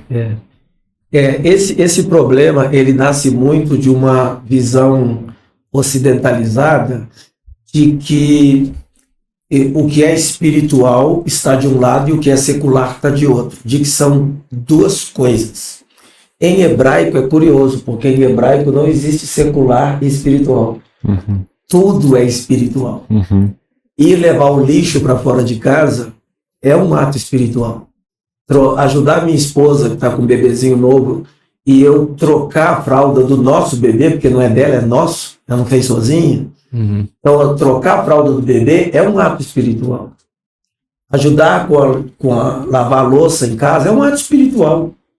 Espiritual não é só quando eu estou dentro das 4 paredes da igreja. A palavra hebraica usada para isso, eu falo no livro de Shuvah sobre essa palavra. É a palavra avodá. Avodá. Avodá significa serviço e também significa culto. É a mesma palavra.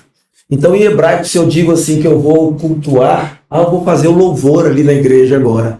Avodá. Eu vou levar o lixo para fora de casa. Avodá. É a mesma palavra. Então, na verdade, Deus não vê essa separação que a gente coloca. Né? O Ocidente coloca muito isso. E talvez a gente tenha muito isso por causa também, não é só, mas provavelmente é um dos motivos sociopsíquico, né, para a gente agir assim, que é a questão das nossas raízes católica romana. Né? A gente tem muita ideia de um dia de culto, domingo. Um intermediário, o padre, eu vou confessar para ele, vai falar quando ele está mais perto de Deus. Né? Então eu tenho um dia, um intermediário, e eu tenho um lugar, uma geografia, o templo. Então, quando eu passo em frente ao templo católico, se eu sou católico, eu, por respeito ao templo, porque Deus está lá no templo, eu ponho a mão na testa, no umbigo e nos 2 ombros, 3 vezes, e falo em nome do Pai, do Filho e do Espírito Santo. Por respeito a Deus que está no templo, que ali é a casa dele, ele mora ali. O evangélico herdou isso. Então, a gente tem essa ideia ainda. Por exemplo, a gente abre o culto dizendo: Senhor, entramos agora em tua presença. Olha, entramos. Então, nós estamos te dizendo, Senhor, que nós não estávamos em tua presença. Nós entramos agora. Aí o outro irmão que vai orar a seguir diz: Senhor, ainda em tua presença, sem deixar a peteca cair. O outro irmão vai orar também: Senhor, continuando em tua presença. Vocês nunca ouviram isso? Já. Aí o outro, aí a gente faz um momento de oferta, a gente acha que isso é meio material. É um momento material. E a gente fica até preocupado com o visitante que lê, a hora da oferta, Senhor, guarda a mente dele. Então, aí na hora da oferta a gente acha que sai da presença dele, que é a hora que você sai. Aí eu peço para o último irmão orar e ele diz: Senhor, de novo em tua presença. Aí no final do culto eu peço para o Rafael orar: Senhor, mais uma vez em tua presença. E quando termina o culto, o pastor diz: Senhor, despede o seu povo em paz. Então a gente fala: tchau, Senhor, até domingo que vem. Então, na nossa cabeça, veja, isso é muito sutil e subjetivo. Fica lá que Deus mora lá. Né? Agora, a gente não entende que Deus está morando em São Caetano.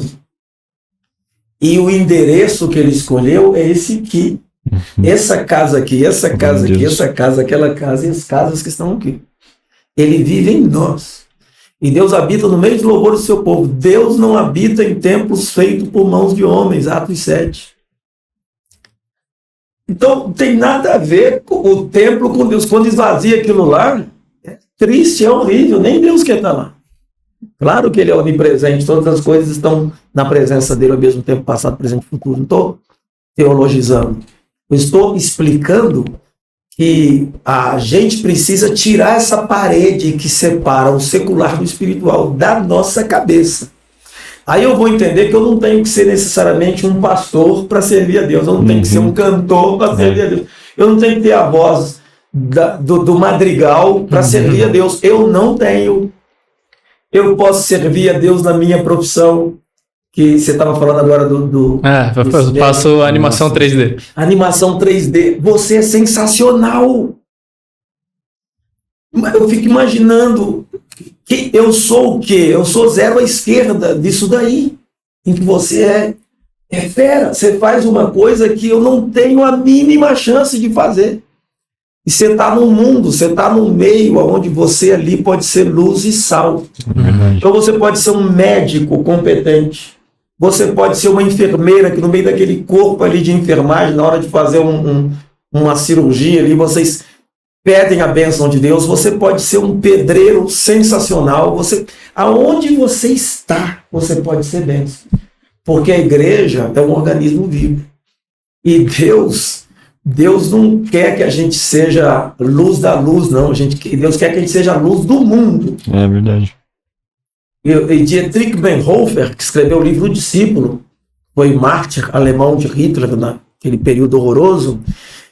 Ele, no livro O Discípulo, ele diz uma coisa muito interessante. Ele diz, olha, Jesus não disse que vocês são uma luz no mundo, como se houvessem muitas outras. Deus tem muitas luzes e vocês são mais uma. Não, ele disse assim para a igreja, vós sois a luz do mundo. Não tem outra, é com artigo definido, a luz. Se vocês não cumprirem o papel de vocês, o mundo ficará em trevas. Vós sois a luz, vós sois o sal. Se tirar, vai perder o sabor. Então, sua pergunta é extremamente relevante para esse tempo. A resposta para isso é tirar essa barreira que a gente coloca, essa separação, essa visão dicotômica. Tudo é espiritual. Tudo é espiritual. Quando Jesus subiu ao monte da transfiguração, ele se transfigurou na presença dos discípulos, a nuvem veio cobrir e se transfigurou.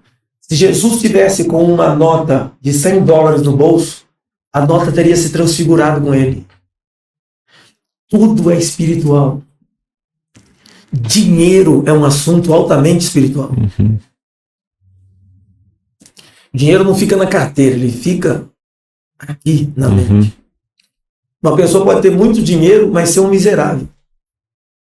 Eu falo muito sobre isso no livro Conexão, eu tenho um capítulo só para tratar desse assunto. Que é muito mal entendido esse assunto. As pessoas criam preconceitos horrorosos, elas criam bloqueios por causa do mau uso. E aí viram um ídolo. Mas tudo é espiritual. O seu celular pode ser usado para o céu ou para o inferno. Uma caixinha dessa daqui, gente, tem mais tecnologia isso aqui hoje do que toda a tecnologia da época dos LPs. Vocês não sabem o que é isso, eu vou explicar. Porque vocês estão muito jovens. Entendeu? Os LPs, as vitrolas, tá? A tecnologia. Pega as músicas, né? Vocês talvez não conhecem esse grupo também, Rebanhão. Tá. Olha, gente, você pega algumas músicas, né? Você escuta o som das cordas do violão, você fala, gente, que gravaçãozinha fraca. Esse microfone aqui eu não tenho nem que chegar perto, eu não preciso ficar aqui, querer comer o microfone, não, porque capta de todos os lados, né? É muita tecnologia, a gente precisa usar isso a favor do reino de Deus. É verdade. Então, assim, pergunta muito eficaz, muito certeira, e as perguntas são chave, né? A gente tem que saber fazer as perguntas para a gente ter as melhores respostas, até quando a gente vai a Deus. Então, assim, essa é uma pergunta chave e a resposta é muito chave, porque a resposta é tirar essa barreira, essa dicotomia. Tirou a barreira, acabou. Você vai entender que tudo é espiritual. Você vai para quando o pastor falar, despede o seu povo de um pai, você vai entender que é uma linguagem simbólica. Despede é assim, despede a reunião. Mas eu vou continuar cultuando a Deus aqui no meu coração. Sim. Vou para casa, o meu carro virou um templo ambulante. É um templo que se move. Eu sou a arca viva.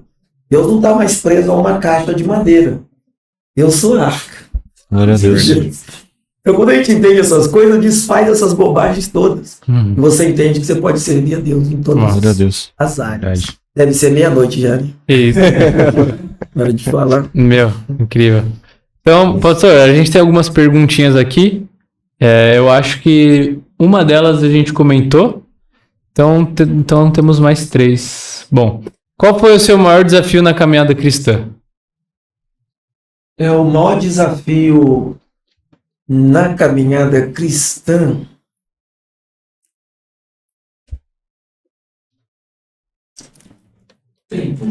Não, Eu- é isso. Boa. É porque, assim, eu É tô muita pensando, coisa. não é isso não, tem uma coisa. É porque eu tô pensando aqui, é que eu não quero ser mal entendido, né? Uhum. Eu tô pensando como colocar isso para eles, porque eles O vão jeito certo de ouvir. falar, né? Sim. Eles vão ouvir. São os meus filhos, eles vão ouvir. Eu acho que o maior desafio de um ser humano é a paternidade. É o que eu penso. O Rafa tá balançando a cabeça. Para mim, não existe nada mais desafiador, mas veja bem, também não existe nada mais incrível, mais sensacional. Você perguntar para mim qual o dia mais feliz da tua vida, quando eu ouvi o Vitor chorando, saindo da barriga da Daniela. Qual o segundo dia mais feliz? E segundo, eu digo, não é de importância, é de ordem cronológica. Foi quando eu vi o Rafael saindo. Então, para mim, paternidade é incrível, mas a paternidade é um desafio. Eu falo também muito sobre isso no livro Conexão. Eu falo que a gente está... Parece que a gente sempre está um passo atrás. Quando você aprende a ser pai de bebês, eles já são crianças. Quando você aprende a ser pai de crianças, eles são adolescentes. Quando você aprende a ser pai de adolescentes, eles já são jovens. Para que a gente sempre está atrasado. E eles estão aprendendo a ser filhos e a gente está aprendendo a ser pai. Porque quando saiu da barriga da minha esposa, eu fiquei procurando manual, não vinha. Só veio o menino sem manual, sem nada. Então, assim, eu tive que aprender a ser pai. Tá? E a gente aprende vivendo. E a gente erra. A gente aprende errando também. Isso é uma coisa muito interessante. Um dia eu baixei na altura assim, do Vitor, ele era desse tamanho, tinha quebrado alguma coisa, eu achei que era culpa dele. Eu falei, você quebrou? Não foi, pai. E não era. Eu baixei na altura dele e disse, filho, me perdoe, papai estava errado. Eu pensei que tinha sido você. E não foi você. O papai estava errado. Você me perdoa? Tá bom, papai, vamos brincar. Ele não queria nem saber, mas eu sabia da importância de me fragilizar diante do filho e mostrar isso. Sou apaixonado pelos meus filhos, eles por mim, mas eu sei que é o maior desafio da minha vida. É criar os filhos. Quando uma criança nasce, você é tomado por um senso de alegria e de responsabilidade transcendental, que ultrapassa o seu tamanho, sabe? Você fala assim, e agora? Como é que eu vou cuidar dessa coisinha aqui? Meu Deus do céu, me ajuda. Né? Vocês são pais? Não, Ainda não. ainda não. Que Deus os abençoe. Que vocês se tornem, que venham para o nosso time. O silêncio depois do migratório, né? E vocês vão entender muito mais os pais de vocês quando vocês se tornarem pais. Vocês vão entender os erros deles, os nervosismos, vocês vão entender tudo. Agora eu estou entendendo. Vocês vão entender tudo tudo. faz sentido. E tudo é muito amor. É um amor que ultrapassa qualquer limite de amor terreno e humano. Vocês já leram o livro de C.S. Lewis, Os Quatro Amores? Não. Vale a pena ser lido. Ele fala sobre os 4 amores. E não há amor igual esse. Dizem que Deus, querendo se explicar, inventou os pais. Para ser entendido. Então, a paternidade é um negócio muito louco. Tanto que Deus amou o mundo de tal maneira que deu seu filho. Esse é o amor transcendental.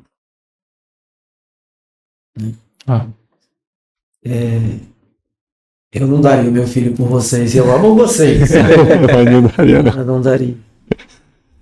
Então, a paternidade é muito louca. É uma coisa muito...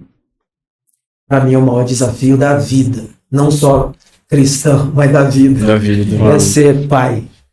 Então, assim, resumindo, o desafio da vida cristã é cuidar da família. E nos intervalos faça o ministério. É isso. Cuida da família. Interessante. Amém. Anotou também, Rafa? Demais. A gente comentou um pouco, né, como é que foi a sua infância. Você falou do Kung Fu, tudo. Tem alguma memória de como é que foi a sua infância, assim, que dê pra compartilhar com a gente? Marco. Como é que foi? Rapaz, tem tanta que eu vou te falar. Eu tenho vontade de escrever uma historinha para criança intitulada Aventuras do Arcelinho. Porque, olha, Era bagunceiro, pastor, isso era tranquilo. mas muito, era terrível. Era terrível. Eu lembro que Pode falar. Uma vez, vocês sabem que eu nasci em São Paulo? Assim. Eu sou paulistano. Uhum. Eu saí daqui com 6 anos de idade. Eu morei num bairro chamado Pirituba, Uhum. uma rua chamada Todos os Santos. Se tiver alguém assistindo aí que conhece Pirituba, tem uma rua lá asfaltada chamada Rua Todos os Santos. Eu nasci ali. E na frente da minha casa morava um amiguinho meu, chamava Cezinha. Cezinha era muito atentado. Cezinha era terrível. E uma vez, a gente indo para a escola, acho que a escola chamava Jairo Ramos, se não me engano. A gente indo para a escola, a gente atravessou uma pontezinha de madeira e passou num descampado e a gente se atrasado, andando rápido. E tinha muitas criancinhas jogando bola, todos carequinhas, mas muitos carequinhas, muitos. Na minha cabeça, assim, nas minhas reminiscências, eu tenho a imagem de alguma coisa beirando centenas. Mas eu sei que é o exagero próprio da ótica de um infante, né? Provavelmente devia ter lá uns 15, 20 molequinhos lá. Mas eu sei que era muito, parecia uma tribo indígena. E tudo carequinhas. E meu amigo falou assim, Arcélio, você tá pronto para correr? Eu falei, hein? Ele virou pros meninos e gritou, seus carequinhos! Rapaz, os moleques correram atrás da gente correndo, eu corri muito. O que acontece? No outro dia, seguinte, esse caminho da ponte que a gente passava, que tinha os carequinhas, era o caminho mais curto para a escola. No outro dia, acordei atrasado. Minha mãe me levou, bora para a escola, certo? Eu saí doido. Fui na casa do Cezinho, ele já tinha ido. A mãe do Cezinho, falei, já foi. Falei, Jesus. E eu correndo, cheguei o mais perto. E aí eu falei, os carequinhos, não passa, não. Aí deu uma volta no quarteirão, me perdi. Aí tinha uma casa que tinha um cachorrão grande, tipo aquele Lessie, não é da época de vocês. Tinha um filme de um cachorro chamado Lessie. E aí o portão estava encostado, o cachorro veio atrás de mim, eu correndo, o cachorro atrás de mim. A sensação que eu tive, eu conto isso para meus filhos desde pequeno, que a sensação que eu tive é que eu estava correndo e de repente a calçada subiu e se encontrou com o meu rosto. Nossa! Eu falei, ué, de onde veio essa calçada? É que eu caí, né? Então a calçada, pau! E o cachorro só ficou lambendo. Foi embora, não me mordeu. O cachorro ficou com pena. Né? Ficou com pena, falou, coitado desse moleque aqui. Vou deixar que ele vai ser um pregador aí. E eu aí segui para a escola. Então, assim, muitas aventuras. Vivi muita situação assim, engraçada na minha infância. Meu pai foi um cara, a meu ver, sensacional, porque, diante do que eu falei antes, né, porque ele criou 9 filhos. Desafio grande, 2, né? Nossa. Então eu fico imaginando o que é criar 9 filhos. Nossa. Né? E assim, tava tudo arrumadinho, todo mundo ia para a hora da janta certo, todo mundo tomava banho na hora certa, todo mundo. Como é que fazia isso? Nossa. Né? Então eu acho minha mãe uma mulher incrível, eu acho meu pai uma pessoa incrível. Né? Já estão os dois com o Senhor. Meu Deus. Pergunta número 3, a penúltima. Com qual personagem da Bíblia você mais se identifica? Então, Pergunta complexa, essa né? daí. Que ele faz, né? são perguntas pesadas, né? Engraçado, você pode ver essa pergunta 15 vezes que você vai falar então nas 15 vezes. Né? Personagem da Bíblia que eu mais me identifico. Eu acho que eu gosto muito do apóstolo Paulo. Um dos maiores improváveis que existe, né? Eu acho que me identifico muito com Paulo. Sei que a grande maioria pensa muito em Davi, pelo adorador que ele era, em Moisés, né, a intimidade que Moisés tinha com Deus. Tem tantos personagens incríveis. Abraão, pai da fé, mas eu acho que Paulo é um cara assim, diferenciado. Ele conseguiu decodificar o cristianismo de uma cultura local para o mundo. Né? Paulo, ele conseguiu... Ele é o apóstolo dos gentios, dos goíns, das gentes. E ele conseguia falar com um governante e com a mulher que está lavando roupa. Então, essa versatilidade de Paulo, a determinação dele de cumprir o ministério, essa capacidade plural de agir, de entrar em todos os lugares e de cumprir cabalmente seu ministério, me impressiona muito. Mas não me identifico porque eu acho que exista qualquer similaridade, não. Eu me identifico porque eu admiro muito. Legal. Eu tava pensando nisso, acho que seu amigo Cezinha, ele se identificaria com as crianças que chamaram o profeta de careca lá. Tava pensando nisso, dá até vontade de dar risada, desculpa. E a última, qual a sua maior visão em relação à colheita Church? Pra fechar. Então, minha maior visão em relação à colheita Church é conseguirmos passar o bastão para a próxima geração. Porque essa é uma das falhas mais cruciais na história. Quando você estuda a história da humanidade, de qualquer ângulo e em qualquer direção, e a partir de qualquer ponto, você percebe que as fragilidades aconteceram quando se levantou um faraó que não conhecia José, quando a próxima geração não tinha conexão com a anterior. Essa perda no meio do caminho da conexão é um estrago. A cultura israelense e a cultura israelita, mais propriamente dito, mais do que israelense, mas israelita, ela é incrível, porque um menino se torna homem com uma leitura pública. Então, assim, a questão da educação é muito forte. Eles estudam a Bíblia nas escolas e eles conseguem passar para a próxima geração. Eu acho muito forte. Uma tradição, né? É uma tradição. Aquilo que Deus falou lá em Devarim, Deuteronômio 28, sobre as bênçãos, e o que ele fala em Deuteronômio 6, sobre passar para a próxima geração, eles entenderam e colocaram em prática. E inculcarás aos seus filhos. Tem aquele salmo que diz, né, o que ouvimos e aprendemos, o que nos contaram nossos pais, não encobriremos aos nossos filhos, contaremos às vindouras gerações os louvores do Senhor, o seu poder e as maravilhas que fez. Virou até uma música evangélica antiga que tinha essa letra. Então, eles conseguem isso. Você vê quantas culturas que desapareceram, os maias, os incas, os babilônios, os judeus estão aí até hoje. E com as mesmas tradições, eles conseguem manter as tradições e passar isso, né, para os filhos, e passar para a próxima geração. Então, assim, meu desafio maior com a colheita, acho que é depois que eu virei dos 50 para cá, isso intensificou muito, eu estou com 53 anos de idade, assim, o desafio de não perder a conexão com a próxima geração, de passar para eles o bastão, para eles cumprirem o propósito deles, que provavelmente vai ser muito maior que o nosso, muito melhor que o nosso, mas a gente tem que ser capaz de passar. Verdade. Amém. Amém, mais nada. E acho que é isso, né? O pastor também precisa dar uma descansada, pregou hoje, veio no podcast. Pra cá. Então acho que o tempo foi extraordinário. E é isso, Juninho. Faça as suas, Alguém mais suas honras. Coisa a acrescentar? Nada? Madu?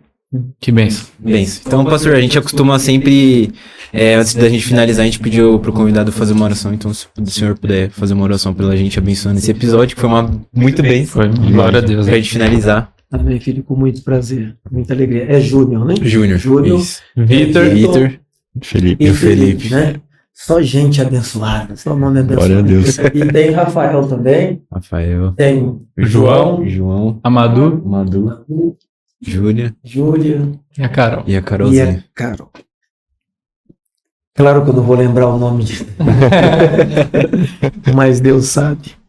Pai, em nome do Senhor Jesus, eu te dou graças por participar desse podcast maravilhoso em que eu creio que muitos jovens vão gostar de assistir pela leveza que esses jovens passam a partir deste local, pela descontração, pela forma agradável que o podcast rola. E eu te peço, Pai, que em nome do Senhor Jesus, corações de outros jovens sejam alcançados, jovens que estão desanimados e desistidos sejam reavivados, e aqueles que já estão entusiasmados entendam ainda mais a sua função no mundo de hoje e se envolvam ainda mais, que possam fazer coisas novas que a outra geração não pôde completar, mas que eles vão completar. Amém. Senhor, obrigado por esse tempo aqui com o Júnior, com o Vitor, também com o Felipe e com o Rafael e com todos que aqui estão. Obrigado por esta comunhão, que o Senhor guarde a vida deles, os abençoe, os fortaleça, que Que o Senhor, meu Deus, venha fazer com que 2024 entre assim cheio de entusiasmo e que eles entrem cheios de projetos. Amém. E que eles entrem neste ano que vai começar assim totalmente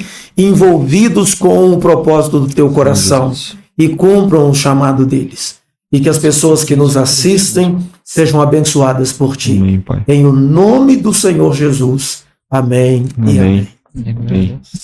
Amém. Glória a Meu Deus. Deus. Mais uma vez eu quero agradecer a presença do pastor, a gente tá muito feliz, né, em ter o pastor Obrigado. com a gente, foi uma bênção, né, Glória a e Deus. também por ter, logo em seguida do culto, tá aqui com a gente, o pastor tá bem cansado. Privilégio, né, mano? Nossa, foi uma honra completamente. Prazer. E também agradeço meus amigos também, Vitinho, Juninho. mano, Pivete também, que estão aqui mais um episódio, e a galera aqui também dos bastidores, o Johnny na intercessão ali, que Deus te abençoe. Agora ele vai descansar o joelho agora. Então eu agradeço a Deus também, primeiramente, né, que tá por estar proporcionando mais um dia, né, da gente poder ter a oportunidade de ter levantado da nossa cama e estar aqui trabalhando pra Deus, né, porque é tudo pra honra e glória de Deus, nada Amém. pra gente.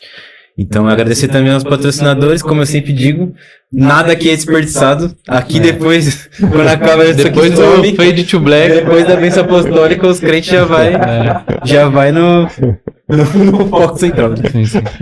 Mas é isso, gente. Eu quero agradecer a Deus também. E também agradecer você que está assistindo até aqui também. Sempre compartilhe com alguém que, como o pastor disse, é uma coisa que a gente leva muito a sério isso, essa questão de sempre estar trazendo pessoas muito importantes assim na parte de Deus, pessoas que Deus direciona pra gente trazer aqui. Nada é por opção nossa, a gente que monta a agenda mesmo, mas Deus a gente quem sabe aprova que a Deus agenda. que vai dando as ideias assim e a gente vai trazendo. Meu Deus. Então é sempre uma bênção, cada episódio também Deus fala algo diferente. O pastor também chegou a falar sobre isso também, então cada episódio Deus fala de uma forma diferente. Então sempre compartilhe e assiste também os outros episódios, que todos os episódios são muito especiais, desde o primeiro com o pastor Anderson, né, que foi uma bênção. Também é bom que você vê até a evolução de do que Deus tá fazendo, né? É verdade. Então é muito gratificante ver isso e a gente agradece também pela vida de você que tá assistindo. Verdade. Então, agora Acho que é isso, Fê. Alguma última palavra aí, agradecimento? Só não se esquecer de curtir, comentar o que vocês acharam, já que vocês assistiram esse vídeo até aqui, e compartilhar. Não se esqueça de compartilhar, porque isso é muito importante pra gente chegar na meta dos 1000 inscritos. E além disso, é o mais importante, agradecer a presença do pastor aqui com a gente, que é um privilégio enorme, como já foi dito muitas e muitas outras vezes, mas quero reforçar isso, e pelo privilégio, e também dizer que você é amado demais pela Igreja Canaã, e por todos os ministérios. Seja abençoado cada vez mais e mais, pastor. Obrigado. Pastor, alguma última palavra lá? Um beijo pra família naquela câmera? Se o senhor tiver alguma coisa pra falar. Então, um beijo carinhoso para todos vocês, um abraço carinhoso para todos. E a maior alegria de um pastor é ver que aquilo que ele está ministrando possa chegar em outras pessoas. Então, passe para frente aquilo que você recebe, passe para frente aquilo que você aprende, através da sua vida, através da sua influência. Liderança é influência, é isso daí. É isso que Deus quer que a gente seja no mundo. Sal da terra e luz do mundo. Deus abençoe. Glória a Deus. Então é isso, galera.